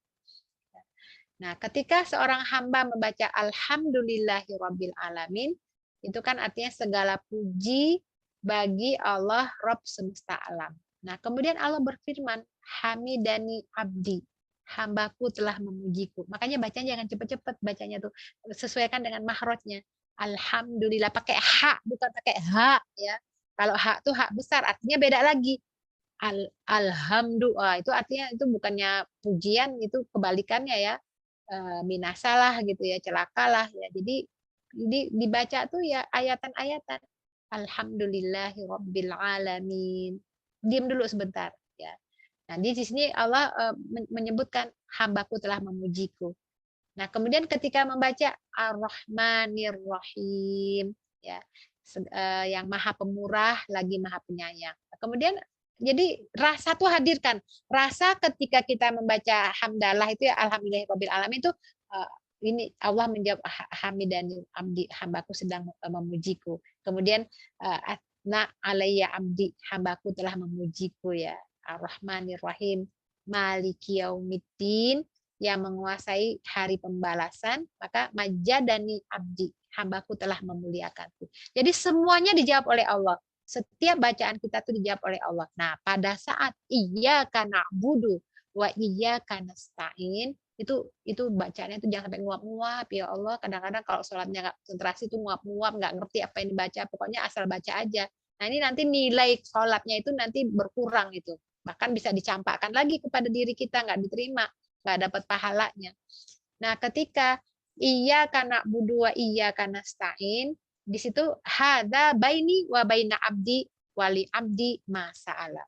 Ini bagian ku dan bagian hambaku. Masya Allah. Dan bagi hambaku apa yang dimintanya.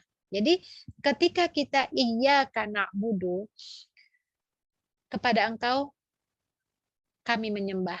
Ya, iyyaka nah pakai na ya, na itu nahnu ya, jadi bukan a. Jadi di sini menunjukkan bahwa umat Islam itu selalu dalam keadaan bersama-sama ya, tidak, walaupun dia sendiri dia berjamaah nahnu, jadi bukan saya ya, iyyaka a'bud, bukan iyyaka na'bud. Jadi umat Islam itu berjamaah, di situ muncul ya keberjamahan itu, walaupun dia sendiri tapi untuk semua.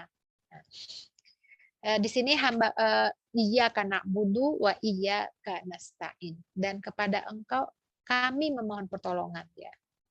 Nah, teman-teman, kadang-kadang gini ya, kita lagi baca sholat, bacaan sholat itu kadang-kadang nangis ya, ada orang yang sedang sholat nangis. Apakah orang yang dalam keadaan sholat dia nangis, sholatnya khusyuk? Belum tentu. Bisa jadi ketika dia sholat, itu yang dia ingat itu adalah kemalangan nasibnya, kesedihan yang menimpa dirinya.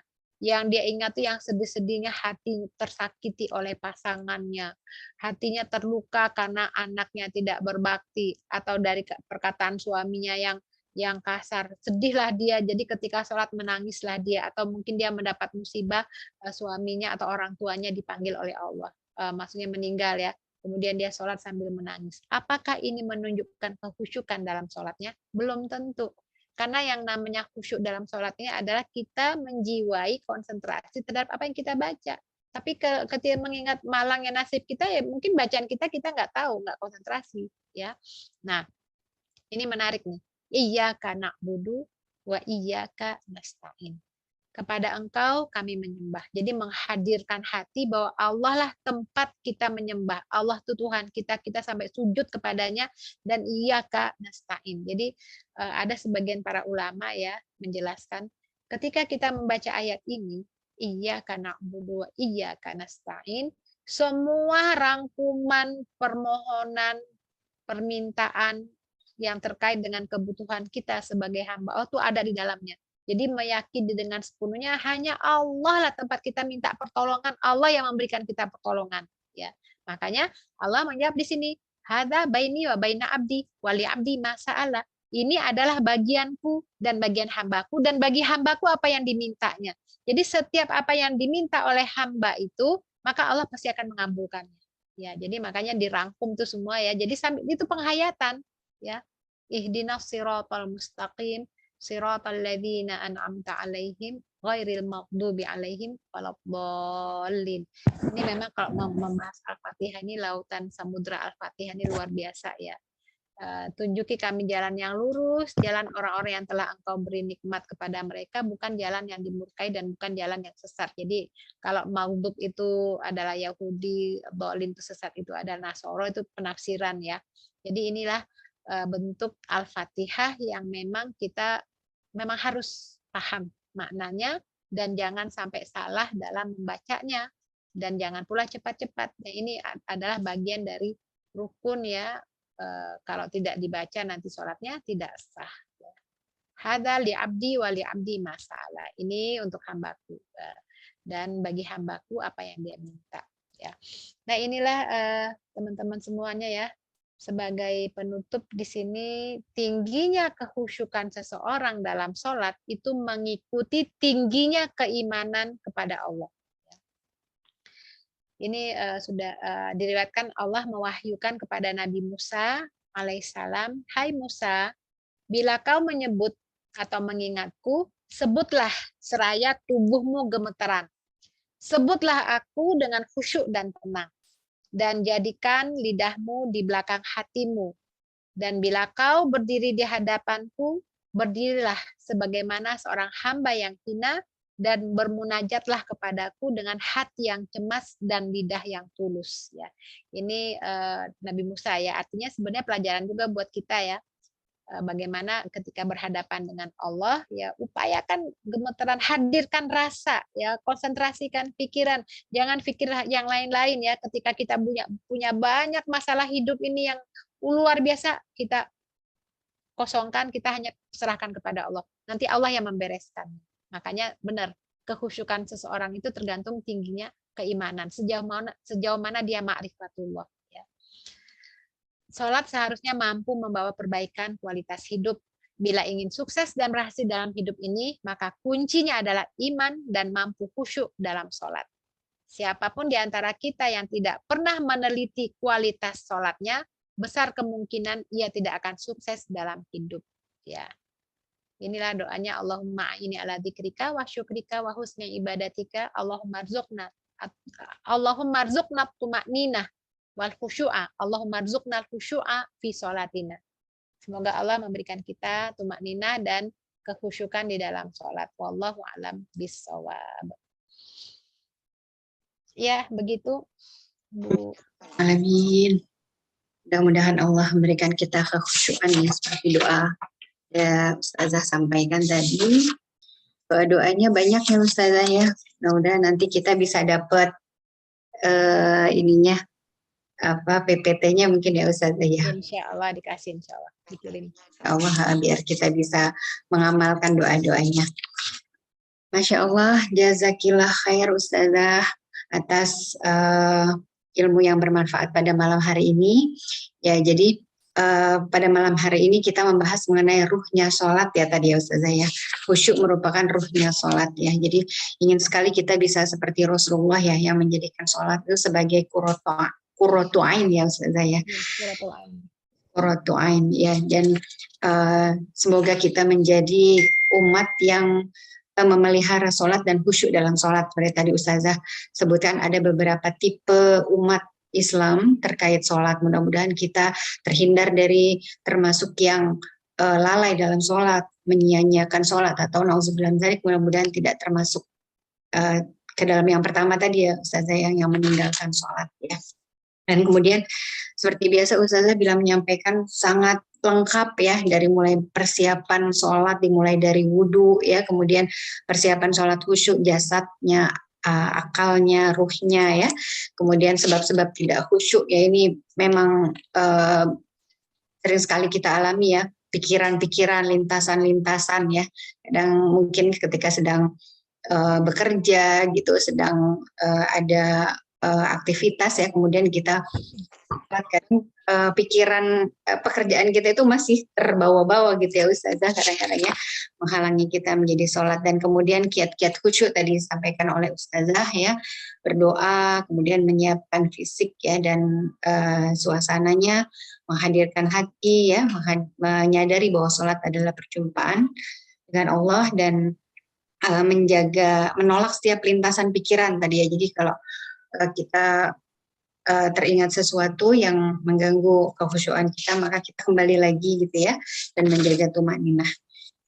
Dan tadi ada dialog dengan Allah melalui surat Al-Fatihah ya. Jadi membacanya memang kita perlu memahami apa yang kita perlu memahami apa yang kita baca di dalam sholat ya Ustazah, berarti intinya ya. Jadi buat kita mungkin karena sudah terbiasa sholat, jadi sudah refleks hafalan gitu ya apa yang kita baca, mungkin bisa kita buka lagi. Ini sudah bulan Sya'ban, sebentar lagi bulan Ramadan, kita buka kembali bacaan-bacaan sholat. Mungkin ada yang kita belum paham artinya gitu ya, sehingga itu mungkin bisa menambah kekhusyuan kita nanti di dalam sholat ya. Beruntung mungkin teman-teman yang mengerti bahasa Arab ya Ustazah, jadi bisa langsung mengetahui apa yang kita baca ya. Jadi itu tadi yang sudah Ustazah sampaikan. Mungkin teman-teman apabila ada yang bertanya boleh raise hand langsung atau boleh menulis di kolom chat ya. Ini ada yang bertanya tentang recordingnya. Insya Allah nanti kita ada rekamannya. Tapi bila ingin menyaksikan bisa juga di channel YouTube-nya Ustazah Herlini Amran, Ustazah ya. Dan disajikan juga live ya Ustazah ya, kalau nggak salah ya. Iya, sekarang lagi live. Live ya, saya tadi siang juga ada kajian Ustazah kalau nggak salah ya. Tadi siang saya lihat ada live juga ya. Jadi kalau yang ingin menyaksikan bisa live ada, dan nanti juga bisa dilihat rekamannya lagi di channel YouTube Ustazah Herlini Amran ya. Mungkin kalau ada yang belum ada yang bertanya, saya ingin bertanya dulu nih Ustazah. Tadi Ustazah sampaikan salah satu kiatnya adalah ketika kita membaca tidak hanya qomat kamit, tapi kita mendengarkan apa yang kita baca gitu ya, supaya kita bisa menghadirkan hati. Ya, kalau kita sedang sendiri kadang-kala itu lebih mudah gitu kalau untuk saya ya Ustazah. Tapi kalau kita sedang berjamaah, saya pernah waktu berjamaah dengan orang tua sih sebenarnya. Itu orang tua saya komennya mengganggu ya, karena suaranya agak dikeras, agak terdengar gitu. Mungkin saya itu jadi sedikit mengganggu. Bagaimana caranya agar kita bisa tetap khusyuk tapi tidak mengganggu, jadi terdengar tapi pelan gitu sekali mungkin ya Ustazah ya. Mungkin ada kiat-kiatnya Ustazah. Ya, jadi begini, memang kalau terlalu keras itu pasti mengganggu. Jadi minimal kita berbisik untuk diri kita sendiri ya. La tajahar bisolatika wala tukhafit biha. Jangan keras-keras, tapi jangan juga pelan-pelan. Jadi kita sendiri yang mendengar. Kita sendiri yang mendengar itu kan nggak mengganggu yang lain di luar. Jadi kadang-kadang ada yang terlalu berlebihan ya, sampai mengganggu gitu ya. Jadi kita sendiri yang mendengarkan bacaan kita. Tapi tidak mungkin qomat kamit ya, tidak mungkin qomat kamit. Kalau qomat kamit, kecuali kalau memang imamnya jahar ya, kita tinggal dengerin, kita tinggal mengikuti qomat kamit boleh karena memang sudah dikeraskan. Tapi kalau kita sendiri ya, kita mendengarkan sendiri apa yang kita ya istilahnya desahan kali ya. Desahan itu apa? Bismillahirrahmanirrahim. Ya, jadi antara dengar, pokoknya kita sendiri deh yang mendengar, jangan sampai mengganggu yang sebelahnya.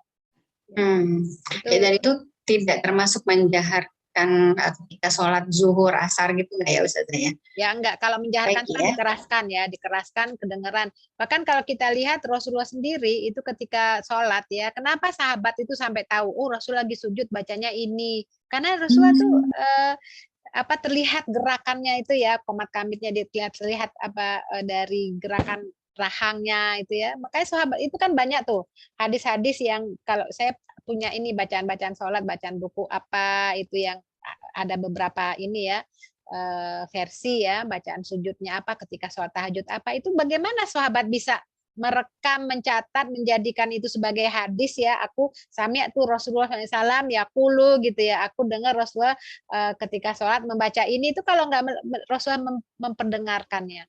Makanya dalam hadis Abu Hurairah itu kan ya katanya dalam setiap sholat beliau itu membaca apa yang beliau pendengarkan kepada kami. Kadang-kadang dipendengarkannya dengan bacaannya keras. Itu kalau keras itu kalau yang jahar ya, atau yang sembunyi pelan gitu ya, itu ketika sir.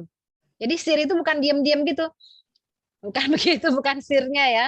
Sir itu artinya nggak diperkeraskan, ya keras itu kan tahu sendiri keras gimana. Jadi sendiri aja. Ya berdesah kita sendiri ya. Apalagi kalau doa misalnya dengan desahan itu kan konsentrasinya luar biasa daripada doa dalam hati kan. Seperti Mm-mm. itu. Ya baik Ustazah. Jadi tetap diri kita bisa mendengarkan gitu ya, terdengar sedikit sehingga itu bisa membantu kekhusyuan kita. Jazakillah khair Ustazah. Ya. Teman-teman ada yang mau bertanya? Silakan. Oh ada yang raise hand Ustazah. Silakan Ibu Muriana. Iya. Assalamualaikum warahmatullahi wabarakatuh. Waalaikumsalam warahmatullahi wabarakatuh. Langsung saja ya to the point ini karena sebenarnya saya tadi tidak terlalu mendengarkan materinya ya, ada Zoom satu lagi. Tapi saya ingin bertanya untuk meyakinkan jawaban saya dari pertanyaan teman saya. Masalah sholat mungkin agak sedikit berbeda ya. Jika misal jam 12.30 seorang wanita datang haid, kemudian dia belum sholat, berarti kan setelah dia dalam keadaan 7 hari misalnya dia sudah bersih, berarti dia sholat qadha ya Ustazah ya. Nah misalnya maghribnya dia bersih, apakah kodonya yang tadi zuhur itu di zuhurnya atau pada saat dia bersih pada saat dia sholat maghrib? Mungkin itu saja ya Ustazah ya pertanyaan yang ingin saya pengen tahu penjelasannya lebih ini. Iya. Itu saja ya Bu ya. Iya. Ya. Terima kasih Bu Muriana pertanyaannya. Ini banyak ditanyakan ya Ustazah. Iya. Kodok sholat ya. Iya. Kita udah pernah bahas belum ya? Lupa saya. Belum ya? Secara spesifik tentang kodok belum. Belum ya. Tapi dulu pernah disinggung sedikit ketika tentang haid ya. Haid apa darah wanita itu pernah sedikit disinggung. Ya. Jadi begini, ini kan masalah-masalah fikih ini pasti ada perbedaan pandangan ya. Tapi mayoritas ulama ya, termasuk di sini Imam Syafi'i, Hambali dan Imam Abu Hanifah ya, itu menyebutkan bahwa mukallaf, kita ini kan mukallaf, sudah baligh dan tentu saja berakal ya. Itu sudah ada kewajiban-kewajiban beban syar'i ya, mukallaf namanya ya, sudah mendapatkan kewajiban.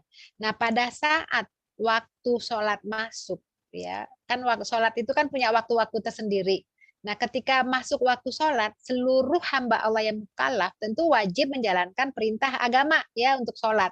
Ya kan itu udah ada beban, artinya kewajiban yang dipikul oleh kita untuk sholat. Nah, itu waktu-waktu sholat misalnya jam 12 ya. Nah, pada saat kita tidak melaksanakannya, ya banyak faktor ya kan, waktu sholat itu ada diberikan waktu yang fursoh lah, itu yang berapa lama lah, sampai asar kan cukup lama karena kesibukan ya. Maka pada saat kita akan melaksanakan sholat tadi jam 12.30 ternyata haid, itu bukan berarti waktu sholat zuhur tersebut itu dihapus atau digugurkan, tidak. Kewajiban tetap ada. Ya, kewajiban tetap ada, tapi nanti dikodok. Nah, pertanyaannya, apakah di waktu yang sama atau di waktu pada saat kita bersih, kan begitu ya? Nah, karena sifatnya itu kodok itu adalah sesuatu yang harus kita tunaikan, kan kalau istilahnya hutang. Pada saat kita telah terlepas dari kendala-kendala, tentu pada saat itu juga kita bayar hutang. Nah, jadi bukan menunggu pada waktu zuhurnya, pada saat kita sudah bersih di waktu maghrib. Jadi di waktu maghrib itulah kita mandi, kemudian kita membayar, melaksanakan ya, menunaikan qadha sholatnya sebelum kita melaksanakan sholat fardu maghribnya. Nah, ini sama dianalogikan misalnya ketika seseorang itu tertidur. Ya, tertidur itu bangunnya misalnya dari zuhur, dia tertidur, udah sholat zuhur, tertidur karena dia lelah atau sakit, bangunnya maghrib misalnya. Nah, ternyata waktu asar berarti dia kan tertidur. Itu kan di luar kehendaknya, kemauannya. Maka dia mengkodok zuhur tersebut di waktu maghrib pada saat dia sudah bangun. Ya. Jadi artinya kewajiban itu qadha itu ditunaikan dulu. Jadi di kapanpun waktunya kita bersih, disitulah kita mengqadha sholat kita yang waktu awal kita tidak tunaikan. Ya, jadi tidak menunggu di waktu yang sama seperti itu. Bagaimana Bu Muriana? Ada yang mau ditanyakan lagi? Jadi kita apa yang kita tinggalkan itu kita lakukan dulu sebelum sholat yang harus kita laksanakan ya Ustazah ya. Ya, ya. Tunaikan dulu ya. Ya. Ada. Jazakallah Ustazah. Ya, wa yaki. Jazakallah khair Ustazah. Ya. Ya, ini banyak yang bertanya ini seputar kodok itu ya Ustazah ya. Dan juga pernah ada yang bertanya kepada saya tentang bagaimana mengganti sholat orang yang dulu meninggalkan sholat yang disengaja gitu Ustazah. Mungkin dulu zaman dulu dia sering meninggalkan sholat gitu ya. Terus karena katanya ada ada yang disampaikan oleh salah satu ustadz gitu yang mengatakan bahwa sholat-sholat yang dulu yang pernah kita tinggalkan ketika kita sudah balik itu harus kita bayar gitu, harus kita kodok apa ya istilahnya? Ya, kodok ya. Ya, ini kan masalah fikih ya. Kalau masalah fikih itu pasti niscaya ada, itu udah keniscayaan. Pasti ada perbedaan ya masalah fikih karena memang detail ini memang tidak dijelaskan oleh Rasulullah SAW di dalam Al-Quran atau di dalam Sunnah. Jadi dalam fenomena yang terjadi kan kalau di masa Nabi itu kan nggak ada sahabat yang meninggalkan sholat ya. Kalau udah masuk Islam ya udah sholat 5 waktu itu udah kewajiban, nggak ada tuh yang apa namanya menunda atau yang Islam nggak ada. Ya paling orang munafik ya. Nah sekarang kan beda zamannya, artinya saat ini kan ya Islam kita dari awal tapi nggak punya kesadaran. Terus gimana dong kewajiban? Bukankah sholat itu adalah suatu kewajiban yang dipikul oleh setiap orang-orang yang sudah balik? Nah, maka muncullah ikhtilaful fuqaha di sini.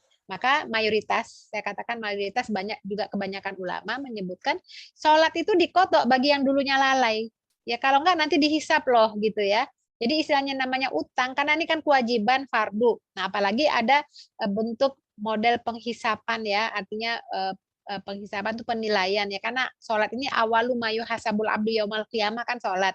Nah itu dalam bisa dilihat di fikih sunnah Said Sabik itu ya, ketika di yaumul hisab nanti Allah memerintahkan malaikat ya itu, dan Allah alam pasti Allah maha tahu ya, unzuru ila sholati abdi, coba kamu periksa cek itu sholat hamba-hambaku, kalau sempurna tulis sempurna, kalau kurang unzuru ila tatawuhi, coba lihat tatawunya ya, sholat sunnahnya itu untuk dipakai sebagai penyempurna kekurangan sholat wajib. Nah itulah fungsinya sholat sunnah.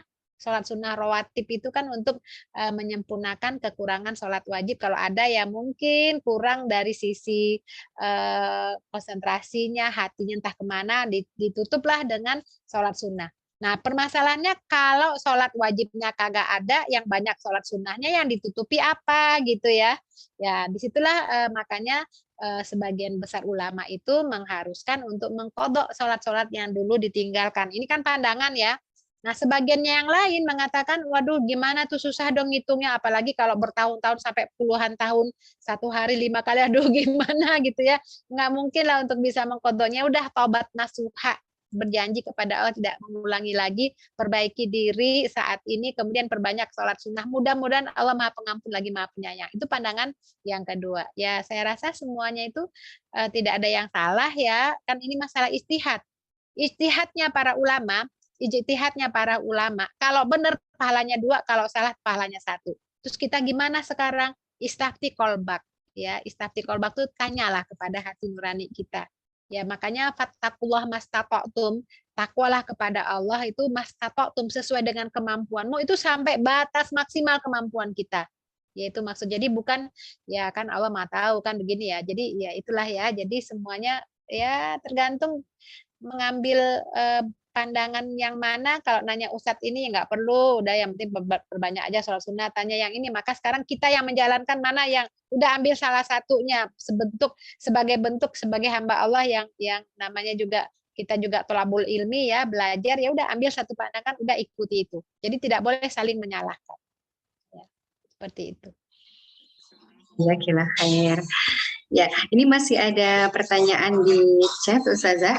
Yang pertama dari Dewi ya. Bagaimana jika kita diminta menjadi imam padahal kita merasa belum mampu, sedangkan kita dituakan di lingkungan? Jadi begini, untuk menjadi imam itu sudah ada rambu-rambu ya, artinya kriterianya yang disepakati oleh para ulama ya, kriteria imam. Jadi imam itu bukan main tunjuk. Imam itu bukan main tunjuk, ada kriterianya. Pertama adalah yang paling paham Al-Qur'an ya, semua dengan ilmu-ilmunya ya, tajwid, mahros, hafal Qur'an, pokoknya dia adalah ahlul Qur'an. Ya, jadi artinya yang bacaannya bagus, baik, pokoknya yang menguasai Al-Qur'an, yang hafalannya banyak, itu ya, itu satu ya. Nah, kalau di antara itu ada yang samaan, maksudnya ya memang mereka penghafal Quran, samalah, nggak bisa dibedakan lah ya, pokoknya sama lah kedudukannya. Cari yang hadisnya lebih dia kuasai. Ya, artinya kan ada orang yang menghafal Al-Quran tapi tidak menguasai hadis ya. Nah, itu dipilih itu. Tapi ketika mereka sama semua karena mungkin satu perguruan, satu ilmu ya, cari yang pertama hijrahnya, yang pertama lebih dulu hijrah. Nah, kalau dulu tuh kan hijrah ke Madinah. Kalau sekarang paling tidak hijrah tuh yang lebih dulu taubatnya lah. Mungkin dulu masa-masa jahiliyah siapa yang lebih awal taubatnya kan? Nah, itu dipilih. Kalau sama juga gitu ya, karena memang satu wilayah, pilih yang paling tua usianya. Jadi sebenarnya ini kekeliruan kita kebanyakan ya di Indonesia ini karena tidak memahami, nyari imam tuh yang paling tua. Ini yang tua, ini silakan. Padahal bisa jadi ada yang muda yang bacanya bagus gitu ya. Nah, itu usia tuh nanti nomor 4. Nah, kalau misalnya ya itu nggak ada lagi ya, itu semuanya ya cari yang usianya. Nah, atau misalnya kalau kita berada di suatu lingkungan, suatu wilayah yang kita yang menjadi pemimpinnya, sohibul baitnya gitu ya, kita yang memiliki lingkungan itu, nah itu bisa diangkat, bisa dijadikan imam gitu sebagai penguasa. Kalau imam, kalau tahu diri dia bahwa aduh saya bacaannya keliru, kayaknya nggak pantas, dia boleh menyerahkan kepada tamunya, kepada orang lain. Seperti itu. Jadi mengangkat imam itu bukan asal tunjuk. Makanya kalau kita lihat di sebagian negara-negara Muslim ya, itu biasanya pemerintahnya itu menggaji imam. Jadi memakmurkan, menghidupkan masjid itu dengan imam juga. Jadi tidak asal pilih siapa saja ya. Nah, repotnya kan kalau musolahnya itu wakaf keluarga dan segala macam, menjadi imamnya yang dituakan bacanya susah ya itu memang ya sulit juga kita atasi ya. Jadi sekarang kalau memang didaulat jadi imam ya memang merasa mampu dan memang yang terbaik bacaannya silahkan. Tapi kalau memang belum ya cari aja di antara jamaahnya yang mungkin lebih paham, lebih hafal, lebih baik bacaan Qur'annya. Seperti itu. Ya, baik. Dan nggak hilang ya saya? Enggak, masih ada. Tiba-tiba ada. Iya, dan selain itu mungkin terus berusaha untuk belajar barangkali ya Ustazah ya, dan memperbaiki bacaan Quran ya, atau menghafal dan sebagainya, sehingga satu saat ketika kita diminta menjadi imam, kita nggak ragu lagi gitu ya. Ya, ini ada lagi pertanyaan Ustazah mengenai tadi yang Ustazah ceritakan bahwa Rasulullah pernah lupa rakaat sholat yang seharusnya 4 menjadi 2. Lalu Rasulullah setelah salam menambahkan sholat 2 rakaat. Yang ingin ditanyakan bagaimana membaca niat sholatnya itu, bagaimana sholat yang menambah yang kekurangan tadi itu Ustazah. Ya, jadi kalau masalah niat itu kan aniyah hahuna, ya kan, niat itu kan ada di sini. Jadi niat itu diniatkan menambah kekurangan sholat yang 2 rakaat. Jadi kalau kita pakai niat pakai bahasa Indonesia atau di dalam hati itu udah bisa itu. Ya, artinya kan Rasulullah kan tidak mengajarkan nih lo niatnya kayak begini ya. Niat itu kan para ulama juga berbeda pandangan ya antara Imam Syafi'i, Maliki dan Hambali, apakah harus dijaharkan atau tidak. Paling tidak aniyah hahuna. Niat itu di sini. Jadi kita bisa berdiri sebentar gitu ya untuk menambahkan 2 rakaat yang tadi kekurangan. Itu Allah Maha tahu kan, Allahu Akbar. Kita berdiri aja kan sudah merupakan bagian dari niat ya. Niatkan dalam hati, ya udah kita berdiri ya, sholat 2 rakaat, dan sahabat ngikutin Rasulullah. Sahabat mengikuti Rasulullah 2 rakaat, kemudian setelah itu salam, kemudian sujud sahwi dan mereka juga mengikuti. Nah, bacaan sujud sahwi pun berbeda pandangan di kalangan ulama. Apakah ada bacaan khusus atau tidaknya? Kalau di bagian di mazhab Syafi'i, bacaan khusus untuk sujud sahwi itu kan dengan bacaan subhana man la yanamu wa la yasfu.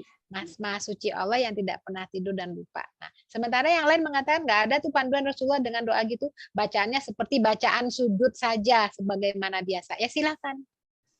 Seperti itu. Baik, Ustazah, jelas insya Allah. Jazakillah khair, Ustazah. Lanjut dari Ibu Herti Herawati, izin bertanya, jika kita makmum bacaan Al-Quran belum selesai sementara imam sudah ruku, oh ini belum selesai ya? Al-Fatihahnya belum selesai. Sementara udah ruku. Ya, ini kadang-kadang kita dapati nih para imam nih bacaannya cepat-cepat begitu ya. Artinya jadi gini, ini kalau kita tahu tipikal imamnya ya, mungkin di rumah ya suami jadi imam bacanya cepat-cepat gitu ya, atau di masjid, atau kan kita tahu tipikal imam. Maka bacaan Al-Fatihahnya itu yang penting kita harus tartil ya kalau kita jadi makmum, terutama bacaan yang sir ya. Nah, kalau imamnya tipikalnya selesai kalau memang kita kenal, kita bisa kasih pesan bacaan sholatnya jangan cepet-cepet ya, Al-Fatihah aja. Kalau yang kita kenal ya itu bisa dipesenin. Nah, ini kan permasalahannya kita di luar ketemu imam mau cepet-cepet, bagaimana nih Al-Fatihah nih belum selesai. Ini bisa kita percepat. Ya, artinya selama dia masih ruku, ini ada dua pandangan ya, dipercepat Al-Fatihahnya itu bagi yang memang harus baca Al-Fatihah, kemudian baru ruku. Tapi jangan lama-lama juga, jangan juga sampai imamnya udah i'tidal masih aja berdiri gitu, itu nggak boleh juga, bisa sholatnya batal, tidak sah ya. Artinya secepatnya lah ya bacanya. Nah, pandangan kedua menyebutkan karena ju'ilal imam liyu'tamma bih, karena imam itu dijadikan untuk diikuti, ya udah ikutin aja imam. Nanti dia tanggung jawab di hadapan Allah. Karena dia yang menjadi pemimpin dalam sholat ini. Jadi nggak perlu diselesaikan. Udah imamnya ruku, ya udah ruku aja. Karena imam itu dijadikan untuk diikuti. Nah, jadi kalau itu dosanya dosa imam gitulah ya. Jadi ada dua pandangan di sini. Nah, kalau saya lebih menyukai ya kalau memang, ya artinya kan kita bisa siasati ya, ini imamnya imam mana nih. Kalau imam di luar mah ya sudahlah ya, kan jarang-jarang ini berimam dengan orang luar karena cepet-cepet ya. Kalau imamnya dekat rumah, di rumah kita bisa pesenin. Jangan cepet-cepet ya, gitu. Adanya biasanya justru pesannya imamnya jangan lama-lama sholatnya misalnya. Itu mah anak-anak pesannya orang tua ya. Terutama kalau terawih itu ya, yang imam favorit imam yang bacaannya pendek katanya. Anak-anak itu ya. Kalau yang kita mah nyarinya yang enak ya, bacaannya yang lama ya. Iya, tapi masih ada juga misalnya ibu-ibu bapak-bapak yang juga aduh kalau kepanjangan jangan dipakai lagi imamnya gitu. Masya Allah. Ganti yang pendek. Ya Masya Allah. Ya, jadi memang ketika kita membaca Al-Fatihah tadi Ustazah sampaikan memang dengan tumak ninah ya Ustazah ya, karena ada dialog tadi ya, Masya Allah, mudah-mudahan kita bisa merasakan ya dialog itu, jadi bacaannya jadi lebih sempurna ya. Kemudian lanjut Ustazah, ada yang bertanya dari Ibu Latifah, bagaimana batasan sholat disebut tepat waktu? Kita sholat tepat waktu ada batasannya ya Ustazah. Sholat tepat waktu. Jadi gini, kalau baca sholat tepat waktu itu sebenarnya kita bisa berjamaah dengan imam. Itu kan tepat waktu ya. Atau paling tidak kalau perempuan di rumah, itu ketika azan telah selesai kita bisa menjawab semua panggilan azan ya di masjid orang sholat berjamaah gitu ya, kita bisa di rumah apakah sendiri atau berjamaah dengan anak kita atau sendiri, itu yang tepat waktu ya, itu yang tepat waktu ya. Nah, memang ada pengecualiannya itu ini kan tepat waktu ini kan memang harus diupayakan ya semaksimal mungkin bila tidak ada kendala dan halangan. Tapi yang namanya kita hidup pasti yang ada yang namanya hajat, ada yang namanya darurat ya. Yang hajat darurat itu kan berbeda-beda. Yang hajat itu misalnya karena memang ada pekerjaan lapar ya, kita makan dulu, terus kita daripada kita nanti sholat ingat makan gitu ya, itu kan hajat ya, atau darurat. Darurat itu ketika ada pekerjaan yang tidak bisa dialihkan, kayak misalnya dokter kan perlu misalnya sedang operasi, menangani operasi, kan nggak mungkin dari jam 11 atau jam 10 sampai berapa jam, nggak mungkin kan sholatnya di awal waktu ya. Nah seperti itu, jadi hal-hal yang seperti itu pengecualian. Jadi intinya yang disebut dengan tepat waktu itu adalah fi awaliha.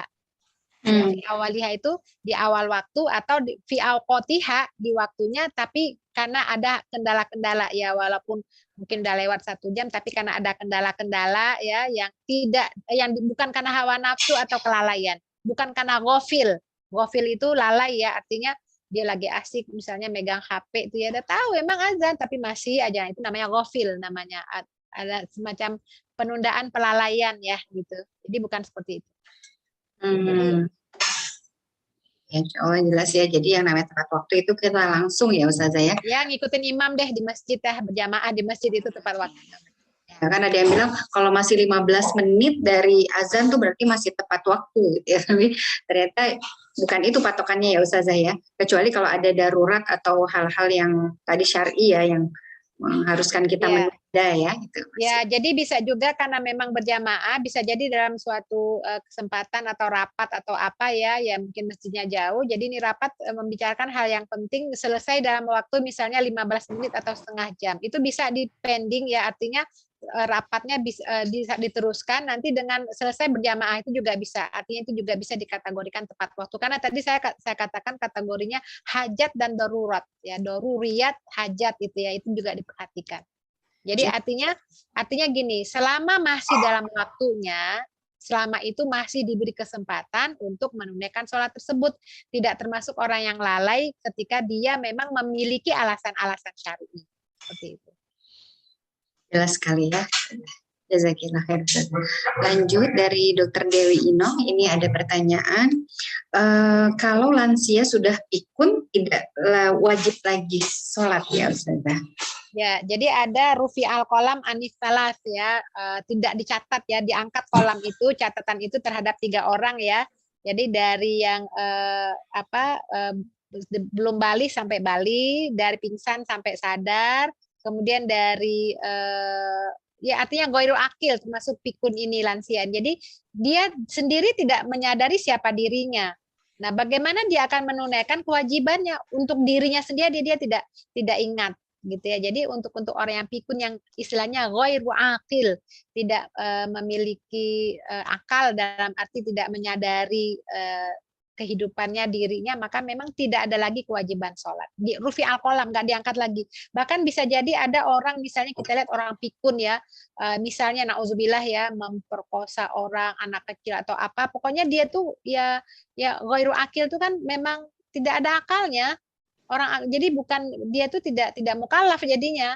Nah, orang-orang yang tidak mukallaf ini udah diangkat, tidak ada catatan. Makanya termasuk dalam hal sholat ini ya, siapapun dia, bahkan bisa jadi orang yang tidak memiliki akal itu ya, itu tidak lansia, bisa jadi mungkin usianya masih anak-anak tapi dia ghairu akil ya, mungkin gila misalnya ya, atau apa ya, nggak, kurang waras lah gitu ya, yang dia tidak bisa menyadari sepenuhnya apa yang dia lakukan, itu juga tidak punya kewajiban untuk sholat ya. Jadi kewajiban sholat ini adalah orang yang akil, yang masih memiliki akal. Jadi walaupun dia sakit parah ya, misalnya orang tua kita dirawat di rumah sakit dalam keadaan lumpuh misalnya, tapi dia akil itu maksudnya menandakan apa? Respon. Kalau kita tanya, Bu, udah makan belum? Belum. Ibu tahu siapa saya? Iya, kamu kan sih. Jadi dia tuh bisa diajak komunikasi, dia tahu, dia sadar lah, artinya dia ngerti gitu ya. Jadi dia tidak pikun, tidak lupa, tapi hanya tubuhnya saja yang tidak bisa berfungsi. Nah, itu tetap wajib sholat. Nah, kan nggak bisa bergerak ya, itu dengan isyarat mata juga bisa gitu ya. Jadi itulah ya, syarat untuk sholat itu adalah akil ya, dia sadar dirinya, dia paham, dia punya akal. Kalau pikun udah nggak wajib lagi. Nah, ya. Lanjut pertanyaan berikutnya, izin bertanya untuk sholat jamak takhir asar dengan zuhur, sholat mana yang dilaksanakan pertama kali? Dari Ibu Yeti. Ibu Yeti gini, Ini kan kita mengakhirkan sholat ya. Jadi misalnya zuhurnya di waktu asar. Sholat mana yang pertama kali kita kerjakan? Karena waktu sholat zuhur itu sudah berlalu, maka tentu yang lebih utama yang terlewatkan itu zuhur dulu. Walaupun sebenarnya ini juga ulama berbeda pandangan. Artinya bisa di awal waktu dulu yang sholat asar. Tapi biasanya nih para ulama itu menunaikan kodoknya itu artinya utang sholat dulu deh yang belum dulu dilaksanakan. Nah ini juga tergantung situasi dan kondisi. Ketika kita berjamaah di waktu asar misalnya, ya kan, kita dalam bepergian, kemudian kita dapat waktu asar, terus ada imamnya, ya imamnya sholat asar, ya udah ikutin imam sholat asar. Ya, tapi ketika kita sendirian, tentu kita akan menunaikan dulu hutang kita. Artinya yang belum terlunasi lah ya, artinya yang itu kan berarti sholat zuhurnya. Ya kan, kita sholatnya di waktu asar, kan, zuhurnya belum ditunaikan, ya kita tunaikan dulu yang zuhur karena udah terlewat, kita belum mengerjakan. Nah, itu ya, jadi itu zuhur. Kecuali kalau tadi saya katakan kalau kita berjamaah sholat asar ada imam, imamnya sholat asar, udah ikutin imam. Nanti setelah itu baru kita melaksanakan sholat zuhurnya. Jelas sekali ya. Mungkin kita perlu pembahasan tentang itu ya Ustazah ya. Kodok, jamak, Kosor. ya, masbuk gitu ya Ustazah ya. Iya, iya. Kayak mungkin kita perlu satu sesi tersendiri untuk membahas itu ya Ustazah ya. Ya, baik, alhamdulillah di chat sudah habis pertanyaannya, sudah jam 21.56. Masih ada yang mau bertanya, teman-teman? Ya, kalau tidak ada yang bertanya lagi, alhamdulillah bisa kita rangkum pada hari ini. Kita membahas mengenai bagaimana agar sholat kita menjadi khusyuk dan diterima oleh Allah Subhanahu wa Ta'ala ya. Dan ini penting sekali, apalagi kita ingin memasuki bulan Ramadan, di mana di bulan itu kita akan memperbanyak ibadah-ibadah kita yang sunnah ya, juga kita perbanyak, sehingga mudah-mudahan semua sholat-sholat kita di bulan Ramadan menjadi sholat yang berkualitas, yang berbobot tinggi ya kata Ustazah tadi ya. Mungkin sebelum mendengar kajian ini kita berapa ya Ustazah pantasnya ya 50. Mungkin nanti setelahnya kita bisa meningkatkan bobotnya lagi terus makin tinggi ya, sehingga makin sempurna dan mudah-mudahan sholat-sholat kita diterima oleh Allah Subhanahu wa Ta'ala. Ya baik,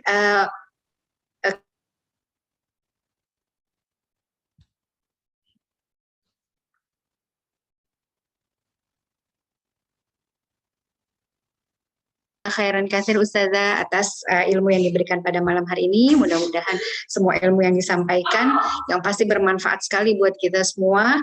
Mudah-mudahan bisa menjadi amal soleh dan amal jariah ya mungkin untuk Ustazah. Ya untuk pertemuan 2 pekan lagi, insya Allah kita akan membahas kembali dengan Ustazah Herlina Amran mengenai fikih puasa ya, tentang fikih puasa Ramadan bagi wanita. Ya kita ingin mengetahui bagaimana para istri-istri Nabi, juga sahabat-sahabat dulu ya, menjalankan ibadah Ramadan dengan lebih maksimal gitu ya saya. Dan mungkin ada hal-hal penting tentang puasa Ramadan ya, tentang ibadah Ramadan bagi wanita. Ya karena kita ingin memasuki bulan Ramadan, mudah-mudahan nanti ibadah Ramadan kita pun menjadi lebih berkualitas ya, dan menjadi lebih sempurna. Ya baik, itu saja yang bisa saya sampaikan. Sekali lagi jazakillah khair Ustazah atas ilmu yang diberikan ya, dan jazakunallah khair pada teman-teman semua atas kehadirannya pada malam hari ini. Kalau sudah tidak ada lagi, mari kita tutup pertemuan kita pada malam hari ini dengan membaca doa penutup majelis. Subhanakallahumma wa bihamdika asyhadu an la ilaha illa anta astaghfiruka wa atubu ilaik. Ya, saya sebagai moderator mohon maaf bila ada kesalahan. Kita tutup dengan assalamualaikum warahmatullahi wabarakatuh. Waalaikumsalam warahmatullahi wabarakatuh. Pamit ya Bu ya. Iya, jazakillah khair Ustazah. Waalaikumsalam warahmatullahi wabarakatuh.